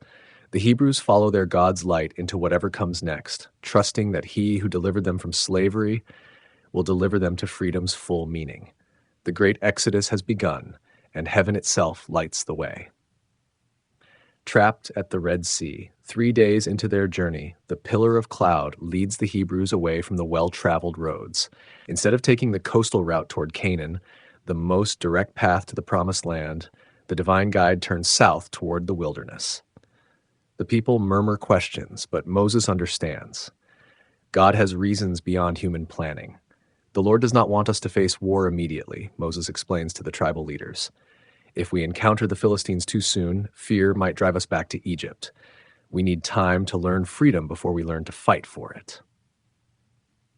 The pillar leads to a place called Pi Hahiroth, between Migdol and the sea. Here the divine cloud settles, indicating they should make camp. The location puzzles many, a narrow strip of land with the Red Sea stretching endlessly eastward, mountains rising to the north and south. It feels like a trap, though surely God would not lead them into danger. Children play at the water's edge while adults set up temporary shelters. The sea stretches beyond sight, its waters deep blue under the afternoon sun. Some families begin to relax, thinking they have found a safe resting place before continuing their journey. Others feel uneasy, sensing something incomplete about this stopping point. Meanwhile, back in Egypt, Pharaoh's grief begins to cool as his advisors whisper poison in his ears. The king sits in his throne room, staring at the empty space where his son should stand. Raw sorrow still tears at his heart, but other emotions creep in alongside grief. Anger, shame, the bitter taste of public humiliation. "My lord," ventures his chief counselor, "a man whose own firstborn died 3 nights ago, perhaps we acted too hastily. The Hebrews took our gold, our silver, our finest goods. They departed as conquerors rather than freed slaves." Another advisor, the captain of chariots, adds fuel to the smoldering resentment. 600,000 men of working age have left Egypt. Who will build our monuments now? Who will work our fields? The kingdom's strength has walked away with them. Pharaoh listens with growing anger. Yes, his son's death broke his will, forced him to release the Hebrew slaves. But must that surrender be permanent? Could he not pursue them, bring them back, restore Egypt's workforce without risking further divine wrath? "Where are they now?" he asks. "Our scouts report they travel south, away from Canaan," the captain replies. "They appear lost, wandering in confusion near the Red Sea. The direct route lies open, but they have chosen the path that leads nowhere." This news kindles hope in Pharaoh's wounded heart. Perhaps the Hebrew God has abandoned them now that they are free. Perhaps their divine protection ended when they left Egyptian soil. Perhaps he can reclaim his workers without facing the supernatural powers that devastated his kingdom. "Prepare my chariot," Pharaoh commands, his voice regaining some of its old authority. "Gather the army. We pursue the Hebrews immediately." His advisors exchange glances of relief mixed with apprehension. They want their slaves back, but they remember the plagues. Still, 3 days have passed without divine intervention. Maybe the Hebrew God has lost interest in his people now that he has made his point. Within hours, Egypt's military machine springs into action. 600 chosen chariots roll out of the capital, followed by infantry, cavalry, supply wagons. Pharaoh himself leads the expedition, his gold-plated chariot gleaming in the sun, his royal standard snapping in the wind. The army that once conquered nations now marches to reclaim escaped slaves. Back at the Red Sea, Hebrew sentries spot dust clouds on the western horizon. At first, they think it might be another group of refugees fleeing Egypt, but the organized formation soon reveals itself as military pursuit. Word spreads through the camp like wildfire. Pharaoh's army approaches, and they have no place to run. Panic ripples through the Hebrew multitude. Parents gather their children close. Men look frantically for weapons among their few possessions. Women begin to wail, sensing disaster approaching like a desert storm. "We are trapped," someone shouts. "The sea blocks our path, mountains hem us in, and Pharaoh's army approaches from behind." The complaints grow louder, more bitter. "Why did you bring us out here to die?" Angry voices demand of Moses. "Were there not enough graves in Egypt that you must kill us in the wilderness? It would have been better to serve the Egyptians than to die in this God-forsaken place." Fear transforms gratitude into blame with stunning speed. The same people who praised God for their deliverance now accuse Moses of leading them to destruction. The same families who loaded themselves with Egyptian treasure now wish they had never left their mud brick homes. Moses climbs onto a large rock where everyone can see him. His staff, which has performed so many wonders, feels heavy in his weathered hands. The people look to him for answers, but he has none to give except faith and promises that seem impossible to fulfill. "Do not be afraid," he calls out, his voice carrying over the crowd despite the wind from the sea. "Stand firm and see the deliverance the Lord will bring you today. The Egyptians you see now, you will never see again." The words sound brave, but the situation looks hopeless. Behind them, Pharaoh's chariots draw closer with each passing hour. Before them, the Red Sea stretches beyond sight, too deep to cross, too wide to go around. They are caught like animals in a trap, with no apparent escape from approaching doom. But Moses has learned to trust in divine timing. God led them to this place for reasons beyond human understanding. The same God who split the plagues from Hebrew homes, who turned the Nile to blood yet spared Hebrew wells, who brought them safely out of Egypt, surely has not brought them here to die. As the sun begins to set, Pharaoh's army comes into view. Hundreds of chariots arranged in perfect formation, their bronze weapons glinting in the dying light. The might of Egypt bears down on a defenseless crowd of former slaves who have nowhere to run. The trap seems perfect, but Moses lifts his eyes to the pillar of cloud that still hovers above them. Somewhere in that divine presence lies the answer to their impossible situation. The sea part's darkness falls over the Red Sea like a held breath. The Hebrew multitude huddles in their makeshift camp, caught between Egyptian spears and endless water. Children whimper against their mothers' robes. Men grip walking sticks as if they were weapons. The sound of approaching chariots grows louder with each passing hour. Moses stands at the water's edge, his staff planted in the sand, his eyes fixed on the pillar that has guided them this far. Around him swirls the fear and anger of 2 million people who see no escape from approaching doom. Their complaints rise like bitter incense into the night sky. "Lord," Moses prays quietly, "your people look to me for answers I do not have. Show me what you would have me do." The divine voice comes not with thunder, but with gentle certainty, filling Moses' heart with instructions that seem impossible yet feel absolutely right. "Why do you cry out to me? Tell the Israelites to move forward. Raise your staff and stretch out your hand over the sea. It will divide and the people will go through on dry ground." Move forward into the sea? The command defies every instinct for survival, every law of nature Moses has ever known. But he has learned to trust divine logic over human reasoning. God has not brought them this far to abandon them now. Behind the Hebrew camp, something extraordinary happens. The pillar of cloud, which has led them for 3 days, suddenly moves. It lifts from its position ahead of the people and travels to their rear, placing itself between the Hebrew camp and Pharaoh's approaching army. The Egyptians find themselves facing a wall of supernatural darkness. Their torches sputter and die. Their horses shy away from the divine barrier. They can hear the Hebrew voices ahead, but they cannot see their targets or advance against them. The same cloud that brings light to God's people brings confusion to their enemies. Moses climbs onto the highest rock he can find and calls out across the multitude. "The Lord has given us his word. He will fight for us tonight. We need only to be still and watch his deliverance." His voice carries confidence he does not feel in his human heart, but divine certainty fills the gap. "Pack your belongings, prepare to move. God will open a path where no path exists." The people stare at him as if he has lost his mind. Move where? Into the sea? But something in Moses' manner, some echo of divine authority, stirs hope in a few hearts. If God could turn the Nile to blood, if he could bring 10 plagues upon Egypt, if he could lead them safely from slavery, perhaps he can do this impossible thing as well. Moses walks to the very edge of the water, where waves lap against the sandy shore. The sea stretches endless and dark before him, deeper than any man can sound, wider than armies can cross. But he lifts his staff, the same piece of wood that struck the Nile, that called forth plagues, that demonstrated divine power to Pharaoh's magicians. "In the name of the Lord God of Israel," Moses declares, his voice carrying across the water, "I command you to divide."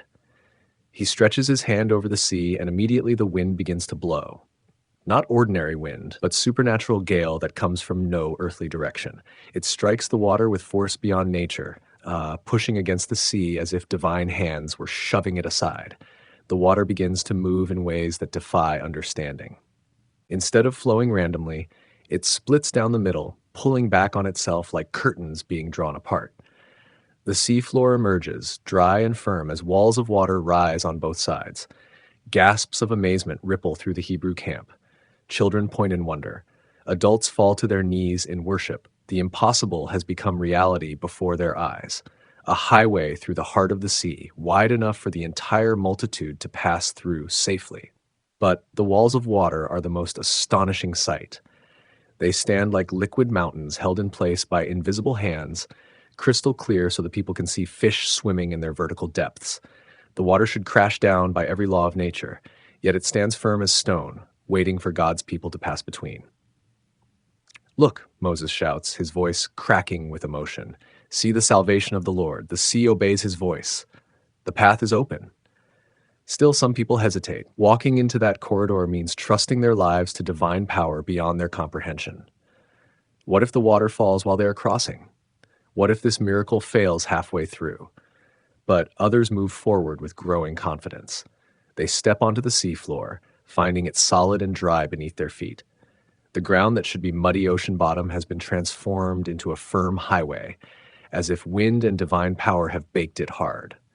The crossing begins slowly, tentatively, then with increasing boldness. Families gather their children and possessions and walk into the corridor between the waters. Flocks and herds follow, their hooves ringing on the miraculous roadway. As the night progresses, the entire Hebrew multitude passes through the sea. 2 million people walking four abreast would form a column 50 miles long, but the divine highway accommodates them all. The walls of water stand patient and still, holding back the depths until every person and animal reaches safety. Some people walk in awed silence, overwhelmed by the miracle surrounding them. Others sing spontaneous songs of praise, their voices echoing between the liquid walls. Children laugh and play, treating the crossing like a grand adventure. Everyone knows they are witnessing something that will be remembered until the end of time. Behind them, the pillar of cloud continues to block Egyptian pursuit. Pharaoh's army waits in supernatural darkness, unable to advance, forced to listen to Hebrew voices fading into the distance. The king who once boasted that he did not know the Lord is learning exactly who commands the wind and waves. By dawn, the last Hebrew stragglers reach the far shore of the Red Sea. They stand on dry ground, looking back at the miracle pathway they have just traversed. The walls of water still hold, the corridor still stretches clear and empty, waiting for whatever comes next. The great crossing is complete, but the night's wonders are not yet finished. Song of deliverance and legacy dawn breaks over the far shore of the Red Sea, painting the sky in shades of gold and crimson. The Hebrew multitude stands in amazement, still processing the miracle they have witnessed and experienced. Behind them, the walls of water continue to stand like crystal mountains, the divine corridor stretching back to where they began their impossible journey. But the pillar of cloud that blocked Egyptian pursuit has moved again. Now it hovers above the empty sea road, no longer hiding Pharaoh's army from view. In the growing light, the Egyptians can see the Hebrew escape route clearly, a dry path through the heart of the sea, walls of water held back by invisible hands. Pharaoh's rage explodes like a desert storm. His carefully planned recapture has become a humiliating display of Hebrew divine protection. The slaves he meant to drag back to Egypt have walked through the sea itself to freedom. His God-king authority looks pitiful beside such supernatural power. "After them!" he commands, his voice shrill with fury and desperation.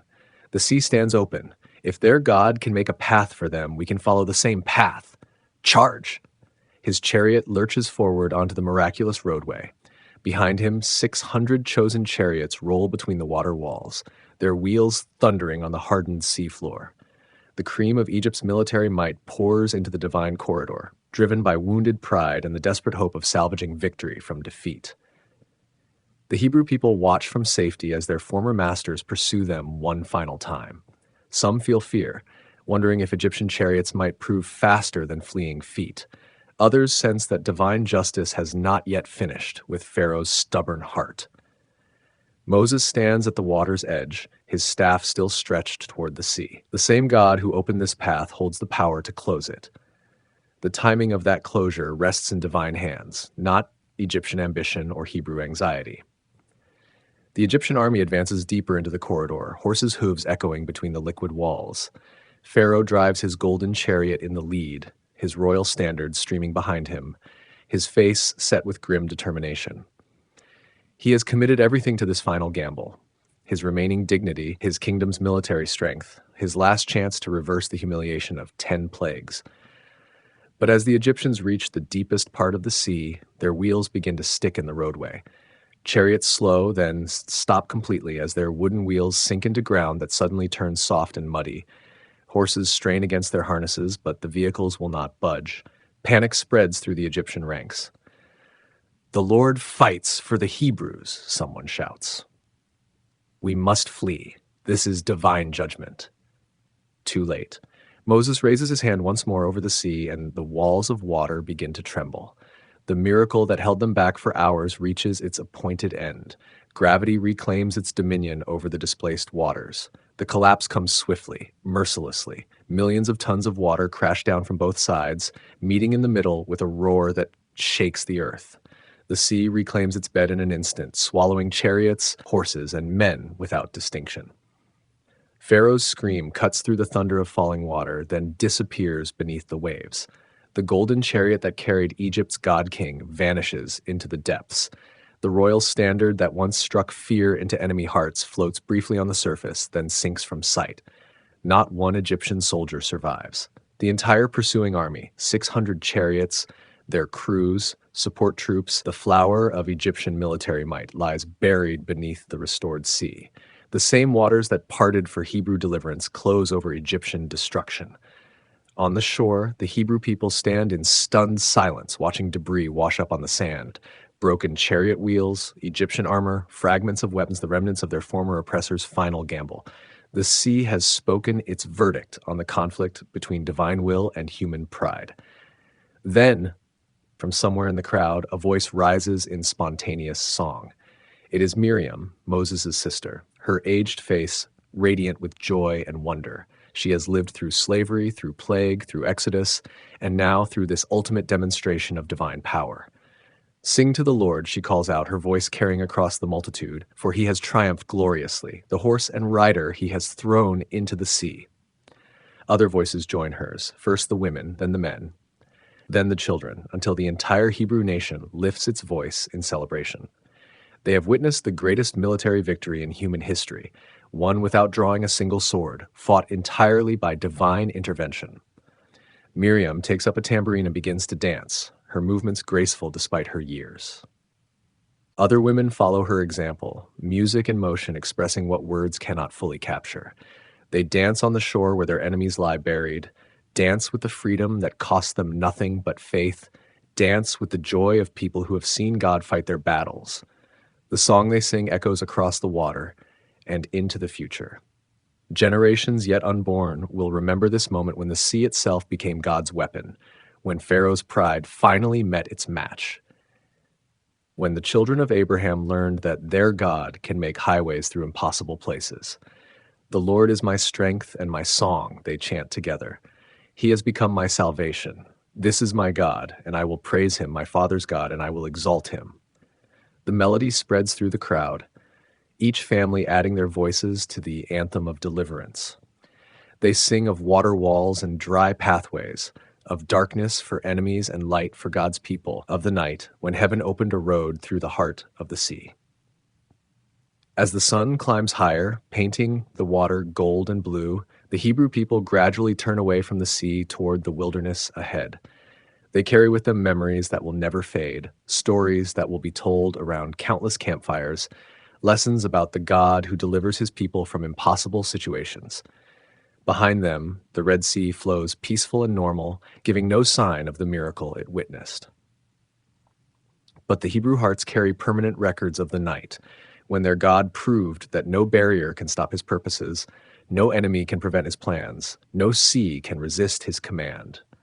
They walk into the wilderness as a free people, their chains broken not by their own strength, but by divine power that makes all things possible.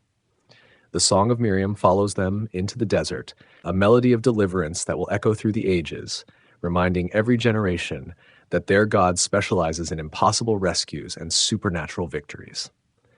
The Exodus is complete. The story of God's power versus Pharaoh's pride has reached its conclusion, and in that conclusion, pride lies buried beneath the waves, while divine power leads his people toward promises yet to be fulfilled.